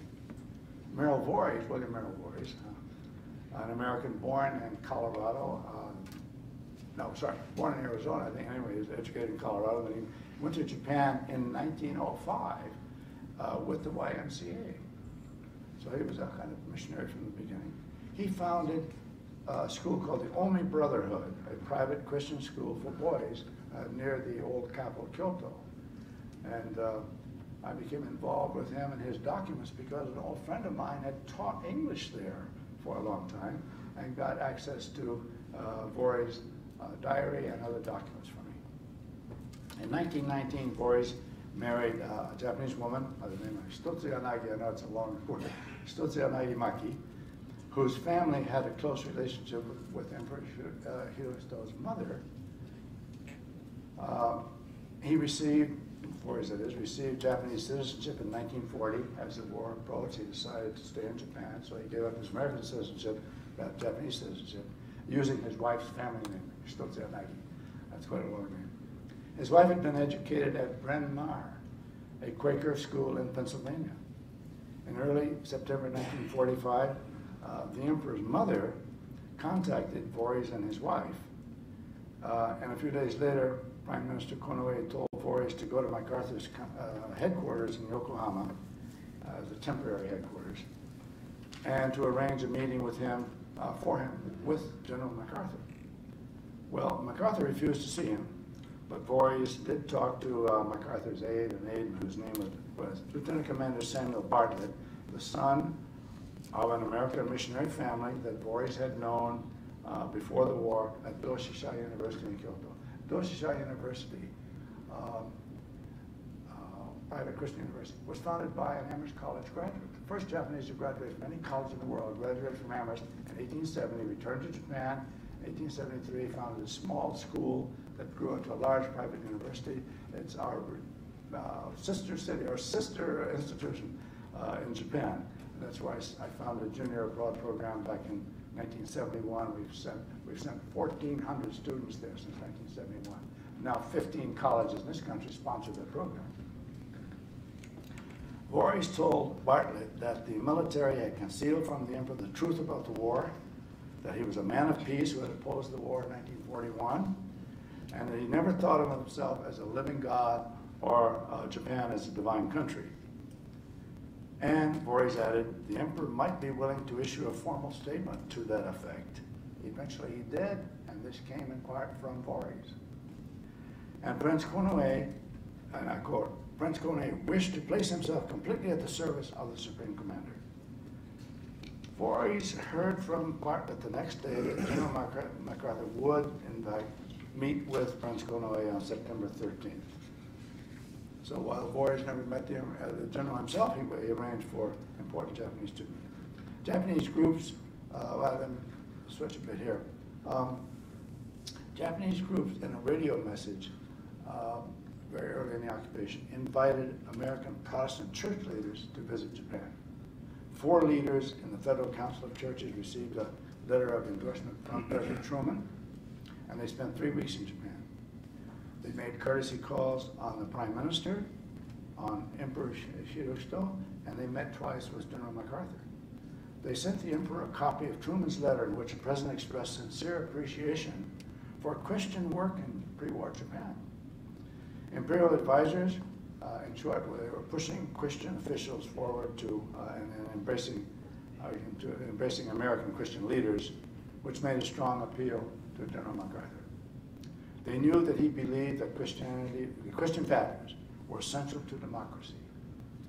They were trying in October 1945 to persuade him to think that saving the emperor from the War Crimes Tribunal was a major step toward turning Japan into a Christian democracy. General MacArthur urged American Christian leaders to send hundreds of missionaries to Japan. He paid their expenses. Taxpayers paid their expenses. He had 10 million copies of the Bible printed in Japanese and distributed around the country. And he authorized Americans to teach Bible lessons to the imperial family at the imperial palace.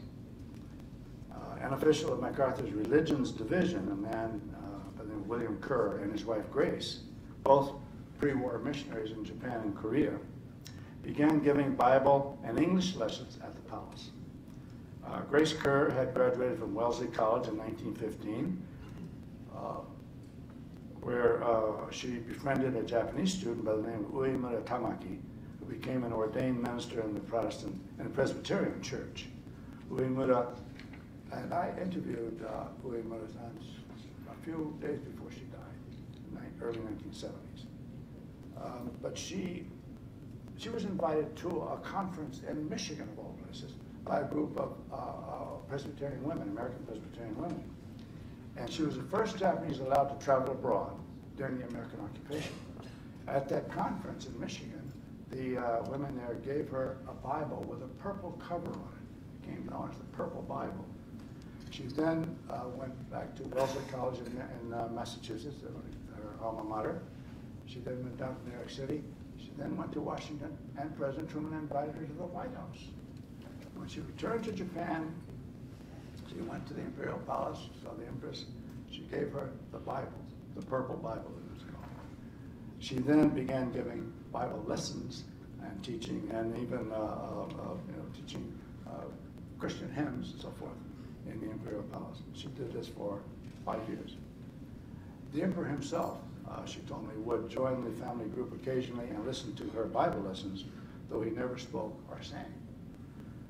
Another contact between the imperial family and the American Christian world was Elizabeth Gray Vining.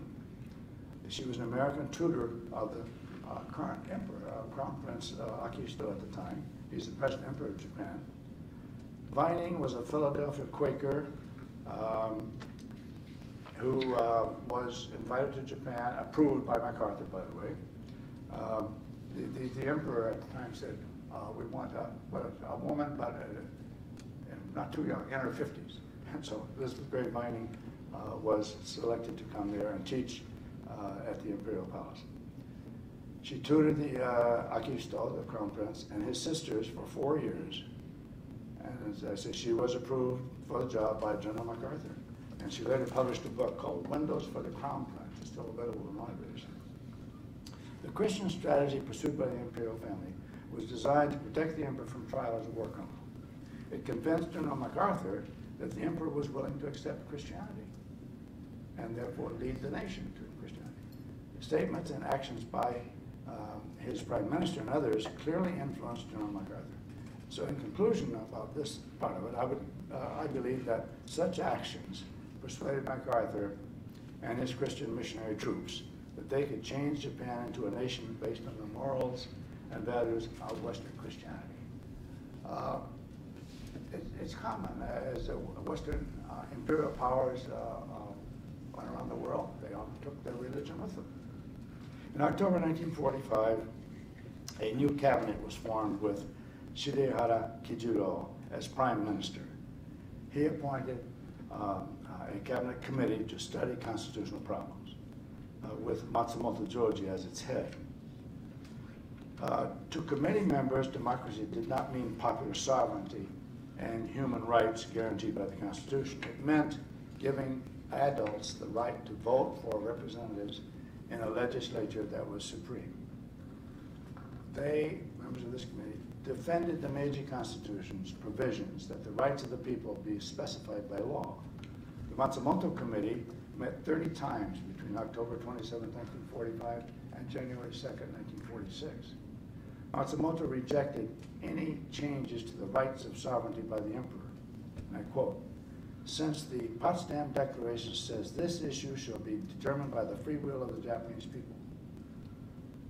Therefore, articles on imperial sovereignty," he said, "require no revision." On December 8, 1945, Matsumoto stated to the Diet, the National Legislature, his 4 principles. The emperor shall exercise the rights of sovereignty. The authority of the Diet shall be expanded.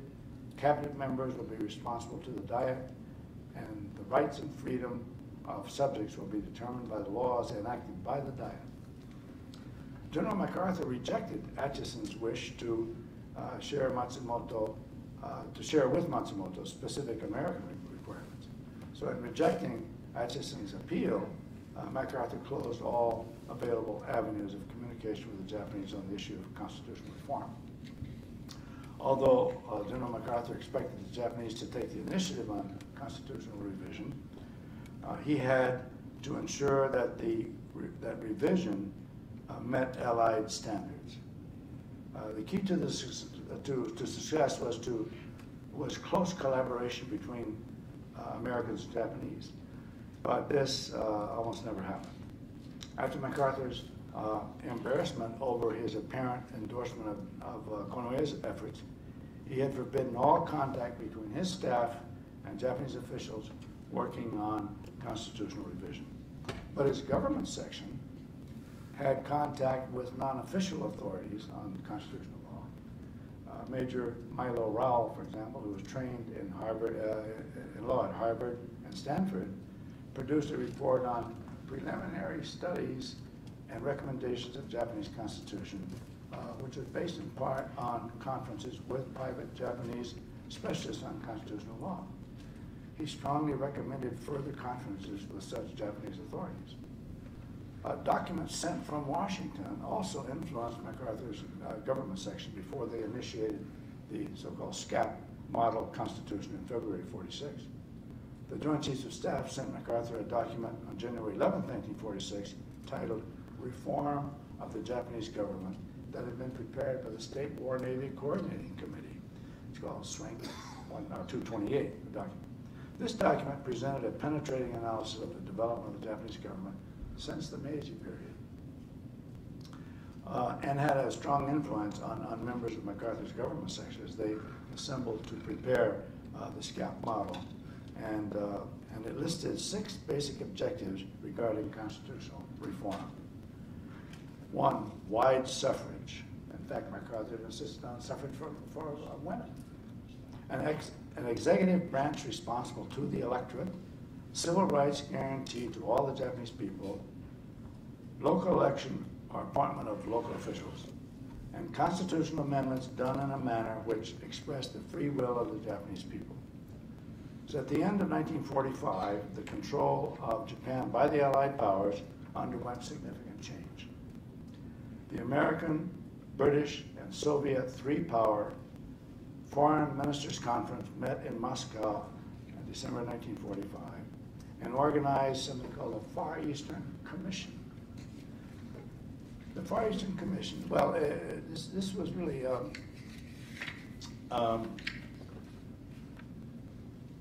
mechanism for controlling occupied Japan by the imperial powers, not just the United States.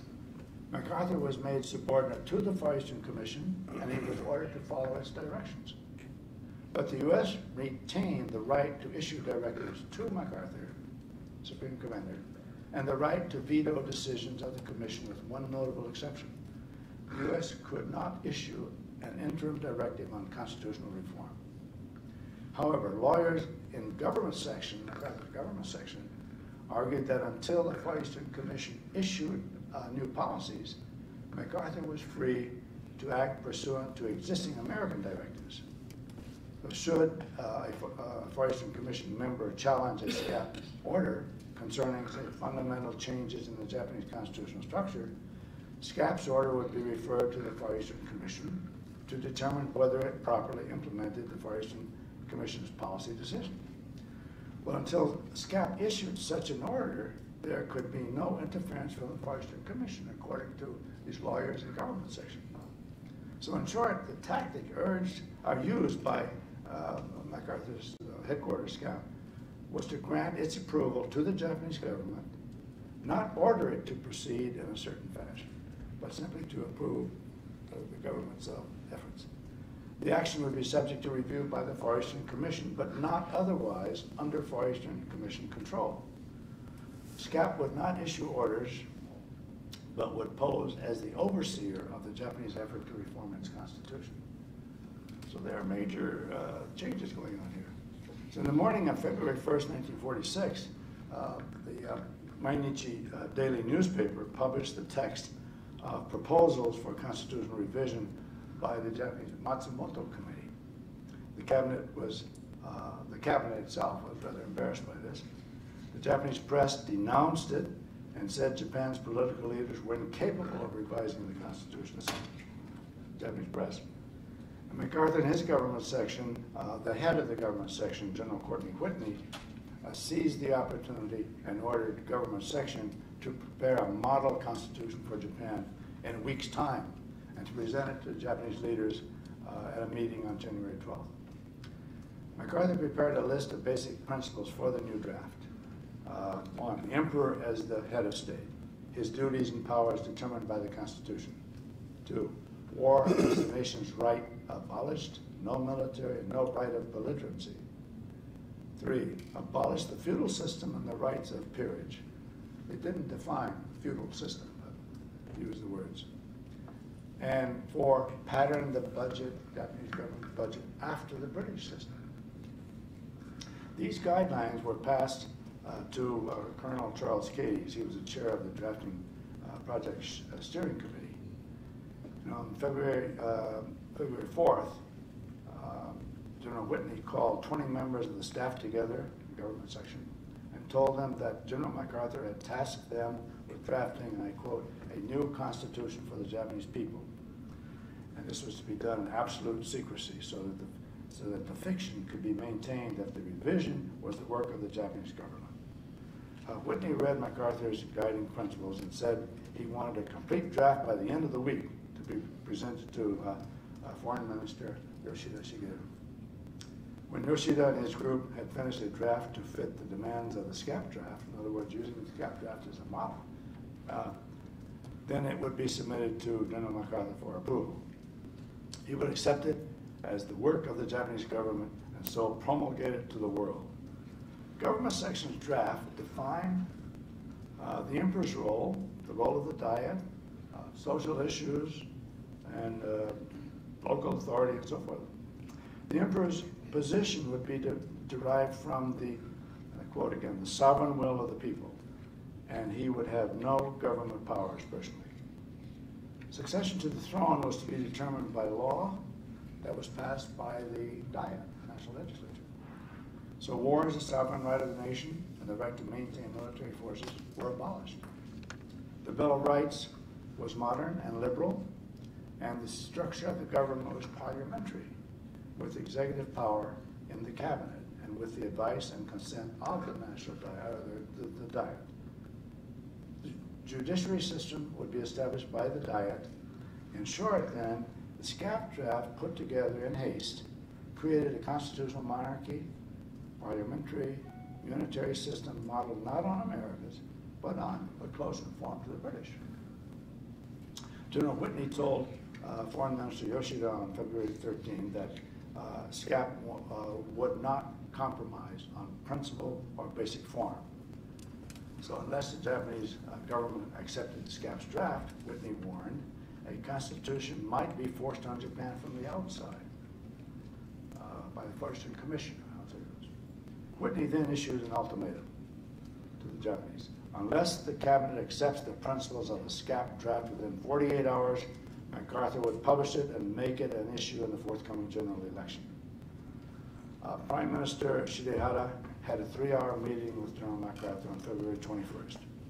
MacArthur spoke of the Far Eastern Commission and its threats to Japan and the Emperor, and he warned that he himself might be replaced as Supreme Commander.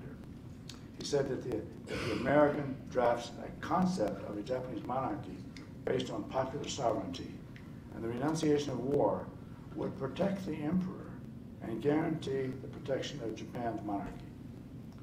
At a meeting the next day, the Japanese cabinet agreed to accept the SCAP draft as the basis of Japan's constitution.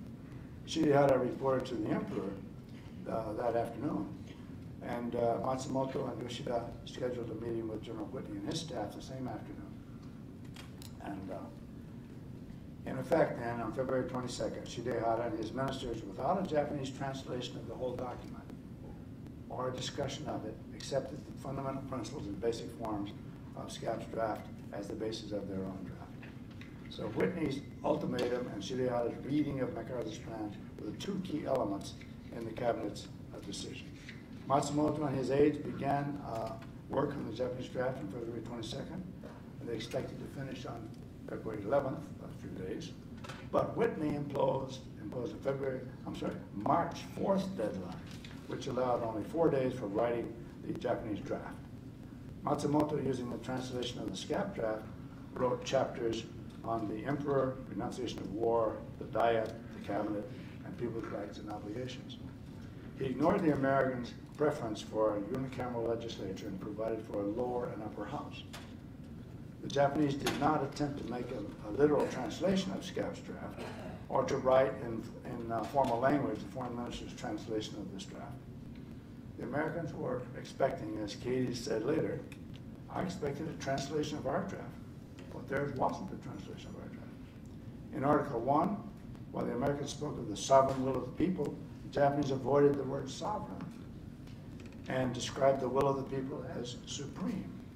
So in this way, they avoided MacArthur's decree.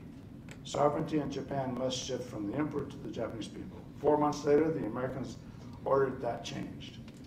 The Japanese and American drafts also differed on succession to the throne for the emperor, on the legislature, of whether unicameral or bicameral, people's freedom of expression, rights of women, state ownership of land, etc., etc.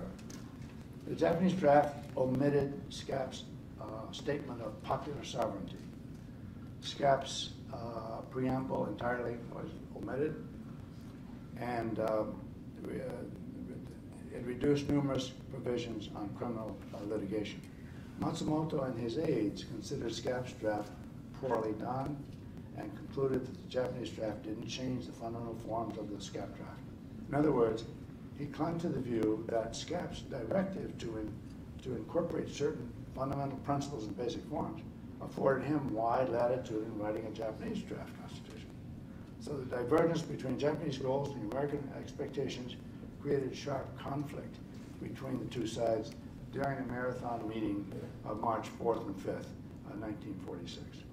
The two sides struggled through a 30-hour meeting to produce a draft that General MacArthur and Prime Minister Shirihara would tell the world on March 6th was the Japanese government's draft constitution. The Japanese were uneasy with the draft, but proceeded to seek the emperor's approval. He was unhappy. He wished to reserve for himself the right to initiate changes in the imperial house law.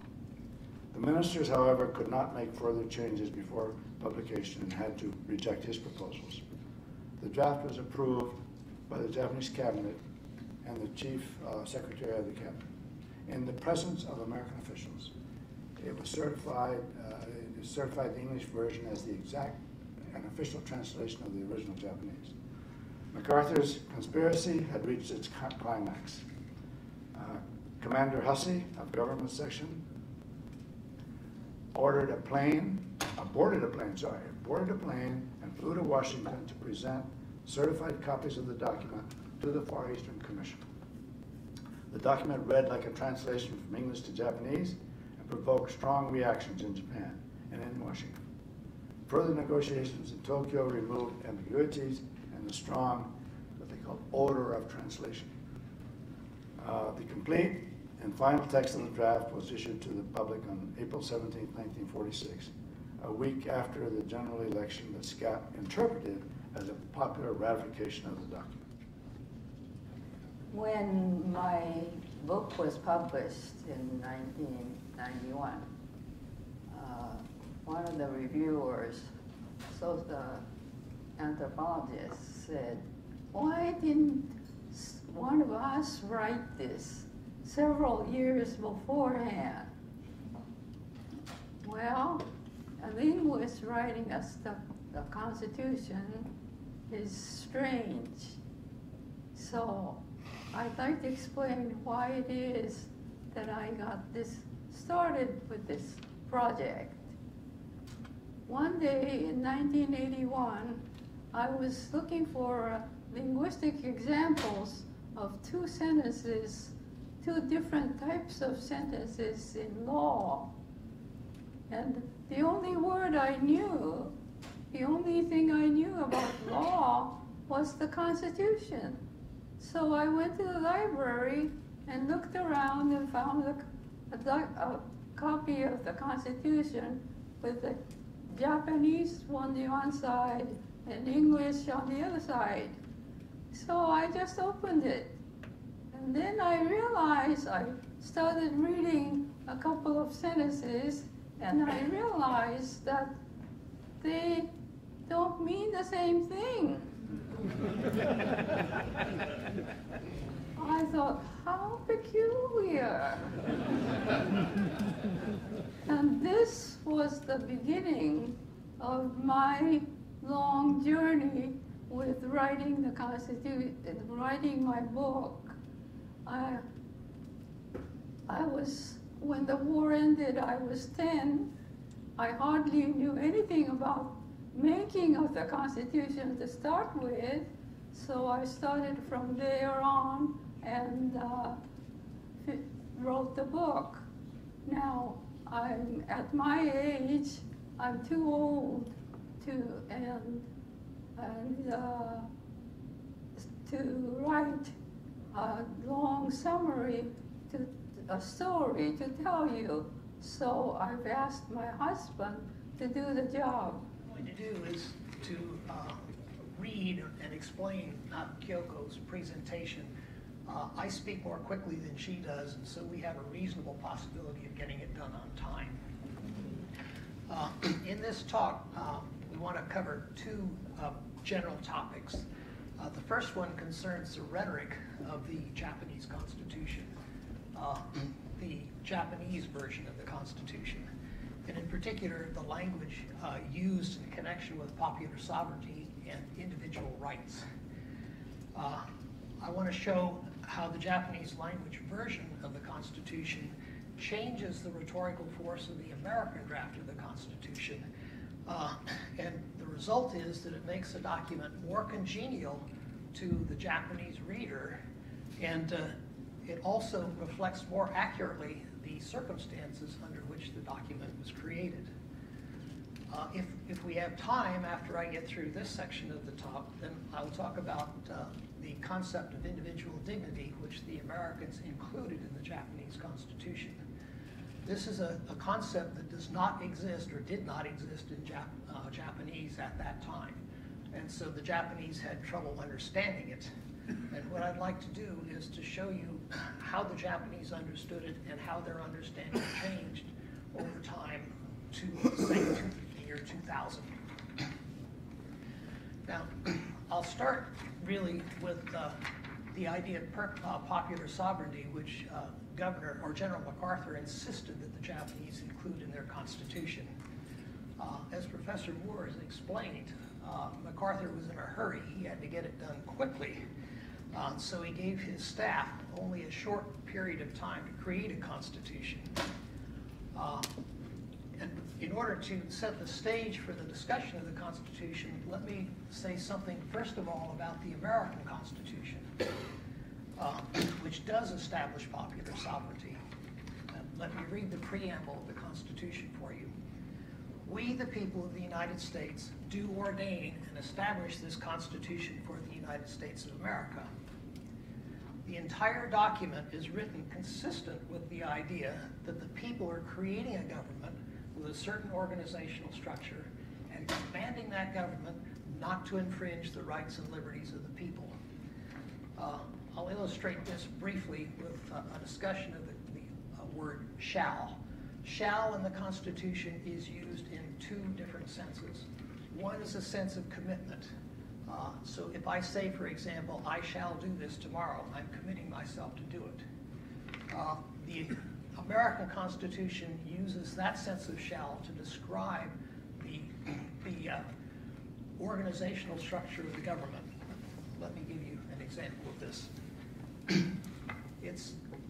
This is Article 1, Section 1 of the American Constitution.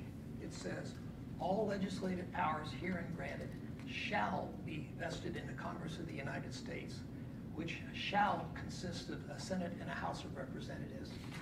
All organizational structures of the Constitution are expressed in this manner. It's very consistent. The second sense of shall is used as a sense of command. When I say you shall do this, I'm ordering somebody to do that. And the Constitution of the United States uses shall in this sense when it talks about the rights and duties of the people and the government not to infringe those rights and liberties. Here's an example from Article 1, which I'm sure you're all familiar with.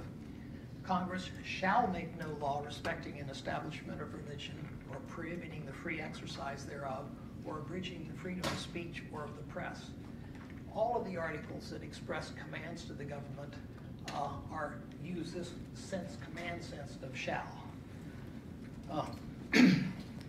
When the document was finally drafted, the drafters sent it to the Continental Congress, and they asked the Continental Congress to submit it to the state legislatures, and they asked the state legislatures to form constitutional conventions, which would consist of elected representatives, and these representatives would then debate the Constitution and decide whether to accept it or reject it. And when nine of the states had accepted the document, then it came into force. So what this did is it made the idea of popular sovereignty plausible. The people were actually creating a government. They were agreeing to what had been drafted by the Founding Fathers, and so it was plausible to say that you had popular sovereignty in the United States. Now, the problem in Japan was that this was not how the Japanese Constitution was drafted, and yet MacArthur wanted popular sovereignty in Japan. So let me read you the preamble to the Japanese Constitution. We, the Japanese people, acting through our duly elected representatives in the National Diet, do proclaim the sovereignty of the people's will and do ordain and establish this Constitution, founded on the universal principle that the government is a sacred trust which is derived from the people.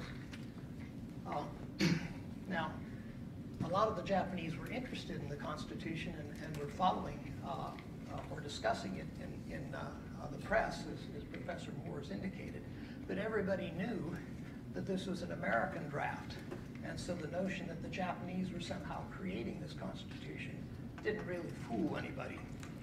And as a result of this, my research, Kyoko's research, suggests that it's better to think of the document not as a popular sovereignty, constitution establishing popular sovereignty by command of the people, but it's an educational document, or it's more of an educational document, setting forth democratic principles and procedures, and showing the Japanese how to implement these principles and procedures. And I'll give you some examples of articles in the Constitution that are best read as having such an educational force. I'll start with an example that uses, where the draft uses shall in a sense, a command sense that seems appropriate. Article 31, which sets forth, Articles 31 to 40, which set forth the procedural rights of the people, are generally expressed in this shall sense.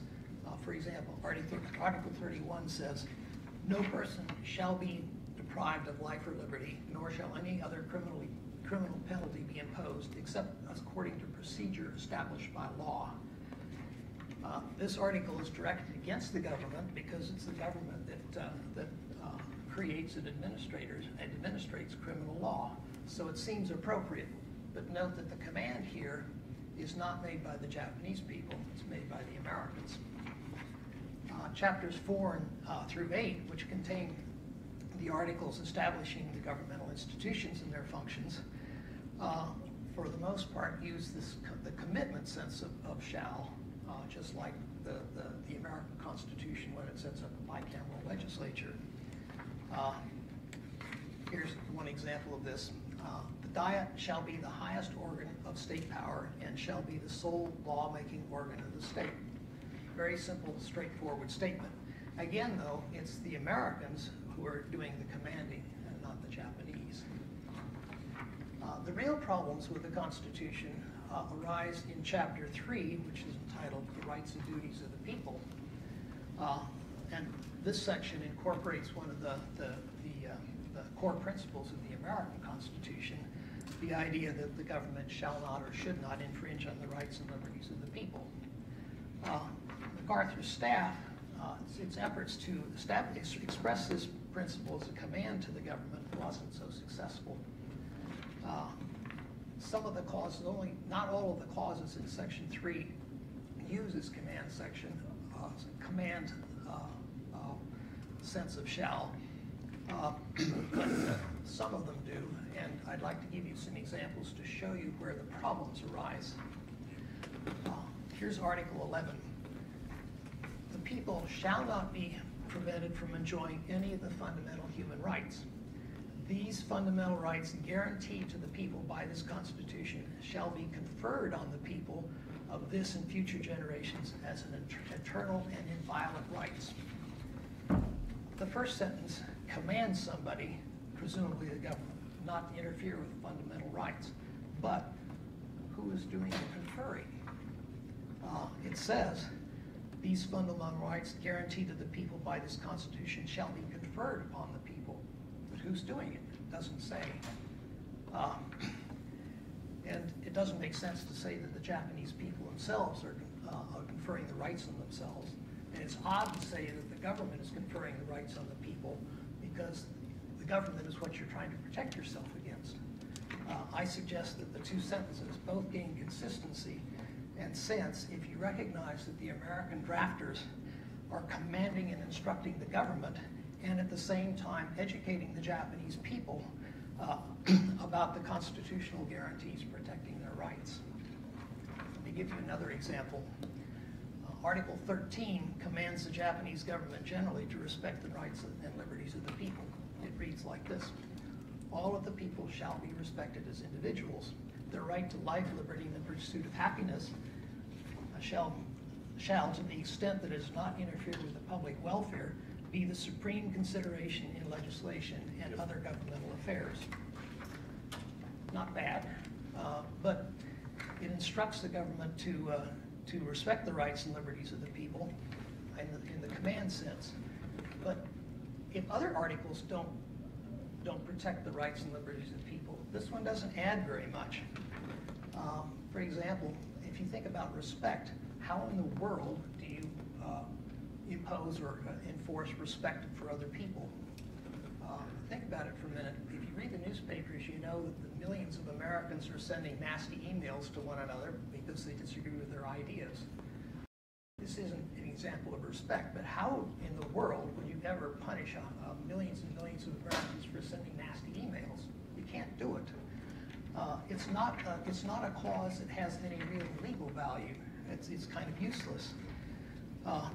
So the point of it, I think, is that this is another educational provision, and it seems best to read it as an educational statement to the Japanese government and the people, not a very useful legal tool. Finally, here's another example. Article 12 reads as follows. The freedoms guaranteed to the people by this Constitution shall be maintained by the constant endeavor of the people, who shall refrain from any abuse of these freedoms and the rights and shall always be responsible for utilizing them for the public welfare. Well, who is issuing the command here? It's not the people. They're not commanding themselves. And how is it to be enforced? Who's going to enforce this on the people? I suggest that this language is educational, instructing and even commanding the Japanese people to recognize their freedom and use it responsibly. Thus, the American Constitution, American draft of the Constitution, doesn't really have a single rhetorical consistency. It's the idea that the people are commanding the government doesn't really work. And I suggest that there's a second thing going on here, and that is that the Americans are really trying to educate the Japanese people, whether they recognize it or not. Now let me give you some more examples, substantive rights of the individuals.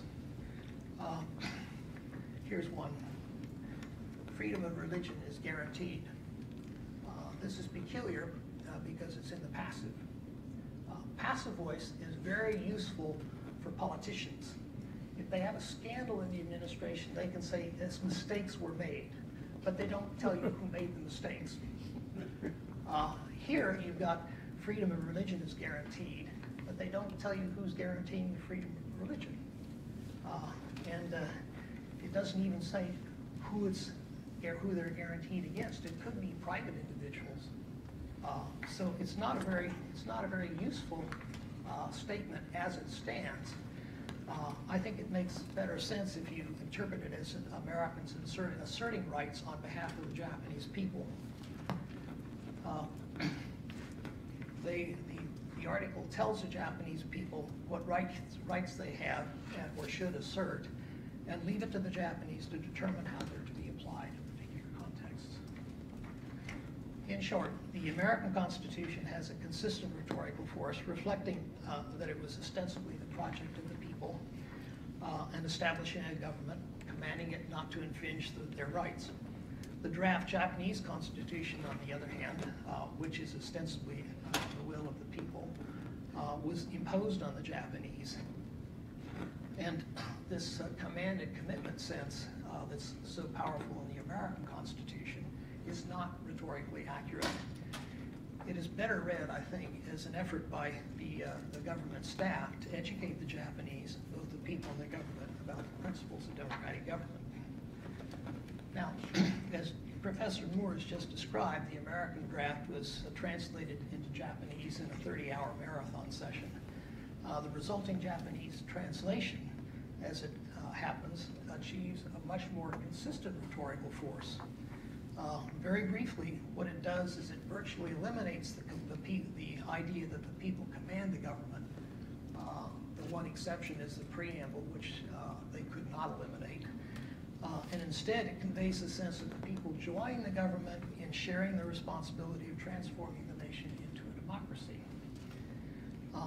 I'm not suggesting that the Japanese set out to revise the American version in this way. Rather, I think it was an unanticipated consequence of translating the English draft into colloquial Japanese and polishing the phrases to make it read better in Japanese. Now, the result of this is that the democratic, or it resulted in two different documents, the American draft and the Japanese draft, and they don't read the same way. And that's the difference that Kyoko was mentioning. You have two drafts, they don't say the same thing.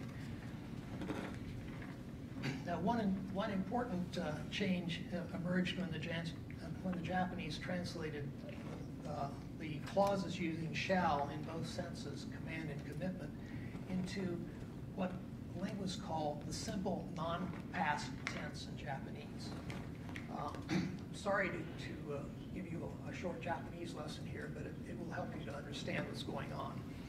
Japanese does not typically distinguish clearly between habitual actions and future actions. So if I say in Japanese, again, my apologies, gakko e iku, which means basically I go to school, it can have two different meanings in Japanese. It can mean I habitually go to school, or it can mean I will go to school. And it's the context that determines what the actual meaning of the sentence is.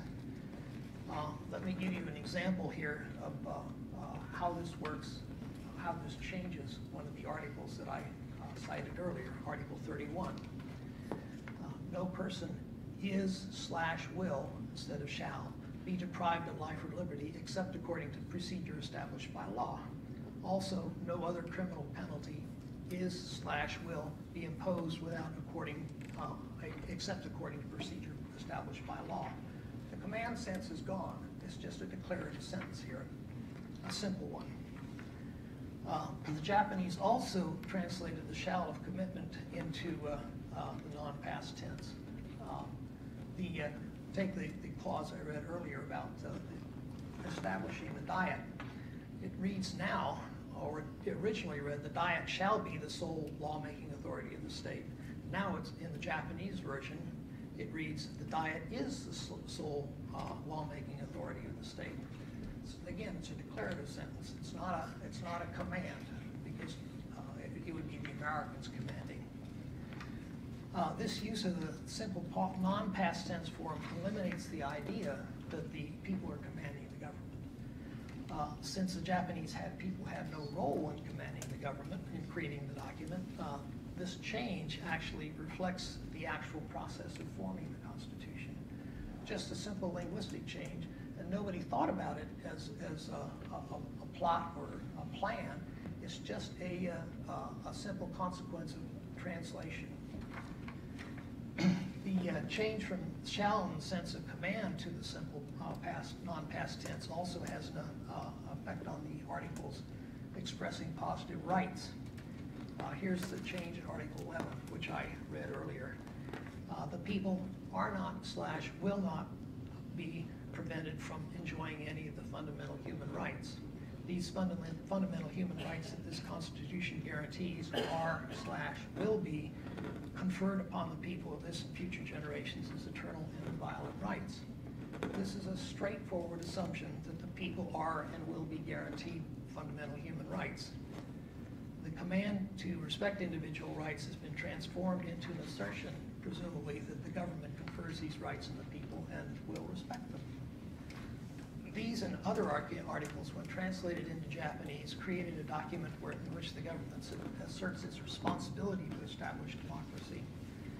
This was congenial to many members of the Diet because they believed that it was a responsibility of the government to look after the welfare of the people. So it's more consistent with the Japanese tradition. Another topic, or another grammatical change that the Japanese introduced, and again, I apologize, I have to give you another Japanese lesson here. It's the so-called topic comment construction. This is very common in Japanese, and it works like this.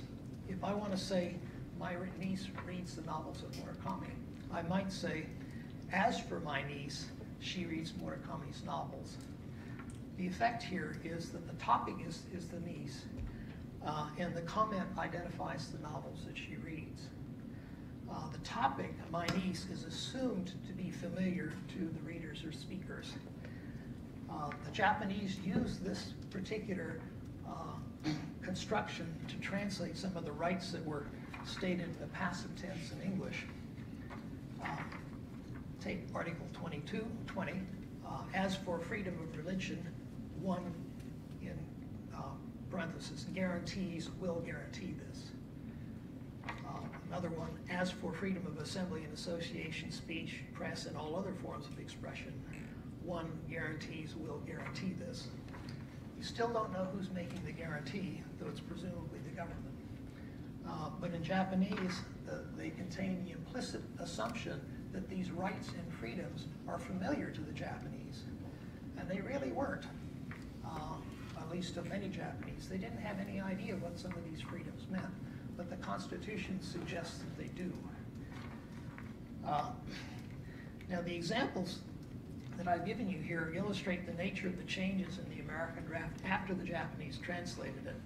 Most of the uses of shall as command had been translated into declarative statements, and the articles guaranteeing rights had been restated to make them seem familiar, though in fact they really weren't in some cases. The result was that the translation changed the rhetorical force of the American draft. It eliminates the sense of command and creates a document in which the government, along with the Japanese people, were to create a democratic system of government.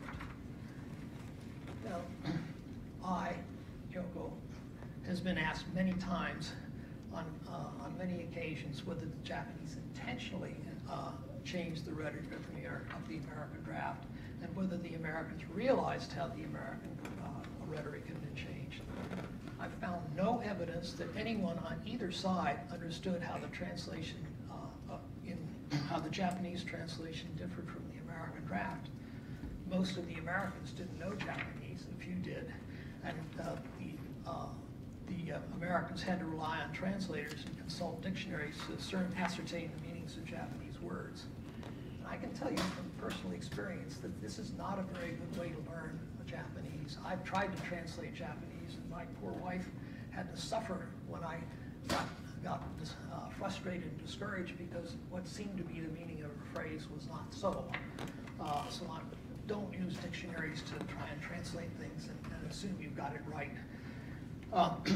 Some of the Japanese negotiators understood and spoke English very well, but again, I think as Professor Moore's indicated, the Japanese legal scholars, though familiar with the American Constitution, did not understand the legal and philosophical principles behind American constitutional thought.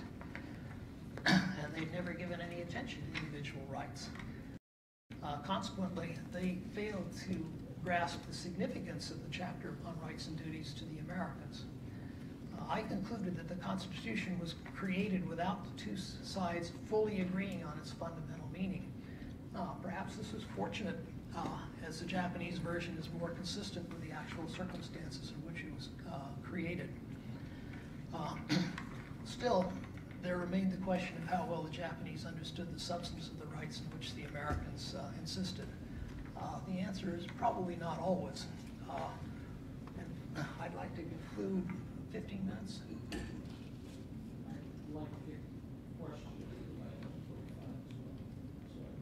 Okay, well, maybe I can just skip this section. Yeah, well, maybe I can. The clause here that I'm interested in is the individual dignity. The Americans included this in a clause changing family rights in Japan. And it says, with regard to choice of spouse, property rights, inheritance, and family, law shall be enacted from the standpoint of individual dignity and the essential equality of the sexes. The Japanese didn't have a clue as to what this meant. The concept doesn't exist in Japanese. And when the spokesman for the government was faced with questions about the meaning of this in the debates in the Diet, he said that it's that the idea of, excuse me, that the that the dignity meant respect for Jinkaku, which has a primary meaning of moral character. Moral character is a hierarchical conception. You're either better or worse in terms of character. In Japanese, the word can mean personality too, but you don't say you have a better personality or worse personality. And so when the Japanese representative said it represents moral, or you should translate individual dignity to mean respect for a moral character, he added a hierarchical connotation of the Constitution that was not intended by the Americans. Again, nobody caught this, and Kyoko did some research on textbooks and discovered that initially in the textbooks they didn't understand the idea of rights very well, and they had no idea of how it was connected to Jinkaku. And to summarize very briefly, what happened was that over a period of 40 or 50 years, the Japanese finally came to understand that human rights and individual dignity were connected, and the idea of Jinkaku gradually disappeared from the textbooks that they were using. It took some time, but it's an indication of how the Constitution helped the Japanese to establish their democracy.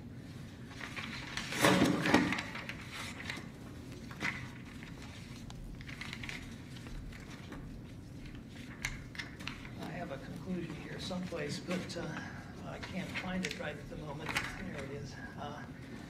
What I wanted to suggest is that MacArthur created a Japanese, and his staff created a constitution for the Japanese, and they refused to look to any experts on the Japanese culture or society. All of the American experts on Japanese culture and society assumed that the Japanese were not ready for democracy. MacArthur proved them wrong. They were. And what was interesting about it was that they knew that the Constitution was imposed on them by the Americans, but on the other hand, to quote an American historian here, the Constitution was a beacon of hope and idealism in a defeated and war-shattered land. Many conservative leaders accepted the Constitution. They figured that after the occupation ended, which they hoped would come quickly, the Japanese could then change the Constitution to go back to what they really wanted. But Yoshida, the Prime Minister of Japan, ruefully said once, but once a thing has been decided on, it was not so easy to have it altered. One reason, surely, was that large numbers of Japanese supported the Constitution and had no interest in altering it. And that's why General MacArthur, in his reminiscences, said that the Japanese Constitution was the single most important accomplishment of the occupation. We're inclined to agree with that.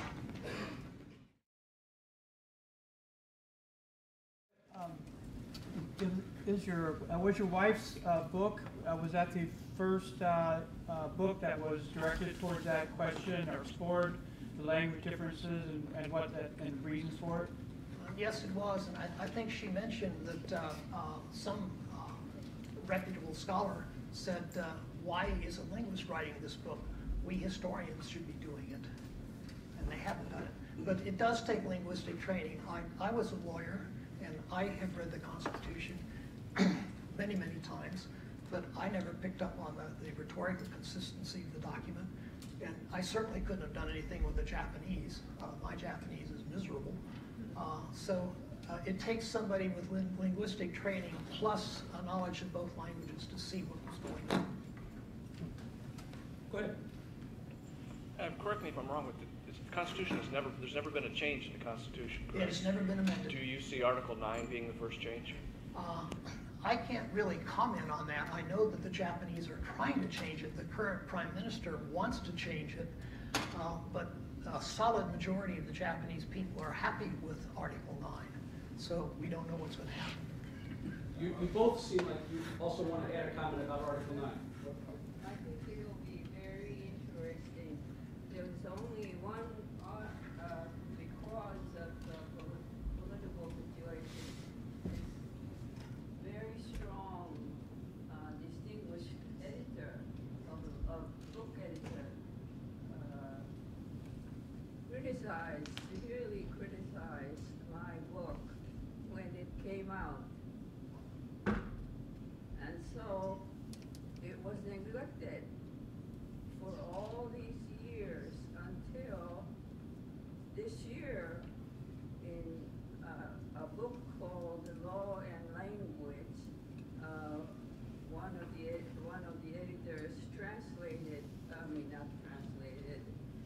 summarized my work in the book.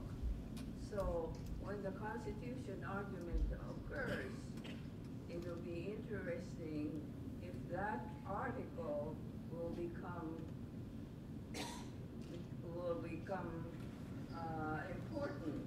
And if it does, then they really have to deal with grammar of the Constitution.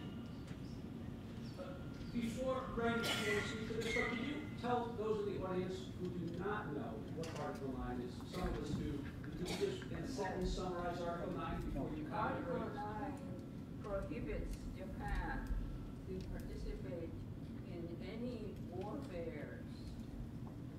Thank you. Or from having military forces. However, before the occupation ended, we pressured Japan to have military forces, and we called them self-defense forces, right? We didn't say Army, Navy, and Air Forces. We said self-defense forces. The Jieitai is the word the Japanese use. So we had already pressured Japan to change Article 9 without changing the Constitution. Other questions or comments to the panel? Yes. Although you have spoken before, but go ahead. In the American system, you know, our law system is based on precedent, and so in Japan, do they have a similar thing where they use precedent in their legal system and say, well, the original intent of the framers of our Constitution said this, so therefore we should do that? I'm sorry, I didn't understand the question. The question is about precedent. Oh, precedent. The foundation of the question is, in American jurisprudence, we rely on precedent. The questioner also mentioned the intent of those who framed and ratified the Constitution. How do those ideas of precedent and original intent work with respect to the Japanese Constitution? I think that covers your question. I'm sorry, I just didn't understand it. But the answer is, I don't know. But, Ray, do you want to take a shot at that? You don't think so either? I'm not an expert on Japanese law by any means. I've read one book on constitutional court cases, and occasionally they do use precedent, but I can't tell you what their attitude toward precedent is. Is there anybody here who knows something about Japanese law? Yes, sir. Yeah, go ahead. I have a question. I can borrow a microphone here. Press in the room. Okay. Yeah, it's my understanding that when the team that assembled the U.S. Constitution, they used Japanese law books from various libraries wherever they could get a hold of them, and they also analyzed the Meiji Constitution. How is it that they had an understanding of the legal language used in these documents and used in these books, but yet we're not able to formulate that same sort of legal language into the new Constitution? Are you talking about the Japanese or the Americans? I'm talking about the American team that made the Constitution, that they would not understand the linguistics of legal law in Japan after using all these sources. Well, let's, okay. Why don't you both respond to that? But Well, not at the I same wanted to say time. that those who made the American draft, only 3 people in government section knew Japanese. And the person who knew Japanese best was a young woman, aged 21, by the name of Beatrice Hirota. She later married Lieutenant Gordon. She only died 2 years ago, by the way. But she was born in Vienna, Austria. Her father was a musician hired by the Japanese government to come to Japan and teach music when she was 5 years old. She had lived in Japan from age 5 until she went to college in Oakland, California, by the way. She spent her war years here. She was fluent in Japanese. And she went around from library to library while the government section was working on this, picking up copies of European constitutions and other constitutions. And in fact, some of the things in the American version of this came directly from some European constitutions, particularly that men and women are equal. Now, she put that in Article 24 of the Constitution, right? But it comes essentially from a document, a European document. So there were a limited number of responsive to the question, but I don't. Kyoko, you want to weigh in on this? What's the question exactly? The opinion, because it has to be. That's right. The Americans drafting the Japanese Constitution knew the premise of the question is they had these documents, they had the Japanese Constitution, they had other documents. How did this, if you will, mistake, how did this lack of connection actually happen? Yeah, if they had a familiarity with Japanese law in order to, research and develop this Constitution, how is it when they finally wrote the Constitution they could not use the proper legal language? My answer might not fit your question, right. But the Japanese were especially interested in writing the Constitution that people can read. And so they hired a Japanese scholar, a Japanese writer, novelist, in fact, involved in writing the easy Japanese. Let me add something to that. The documents that you're talking about may very well have been written in this legal language, legal Japanese language, and that's very difficult to understand. And all the Americans could probably do is rely on translations of these documents. So I suspect they didn't have the linguistic capability of reading and understanding the Japanese documents that well. Does that help? Yeah. They did not use, the Meiji Constitution is written in classical Japanese, and this time they especially made efforts not to follow that tradition. Initially they did, but later on they rewrote the clauses and make it easy for anybody to read and understand.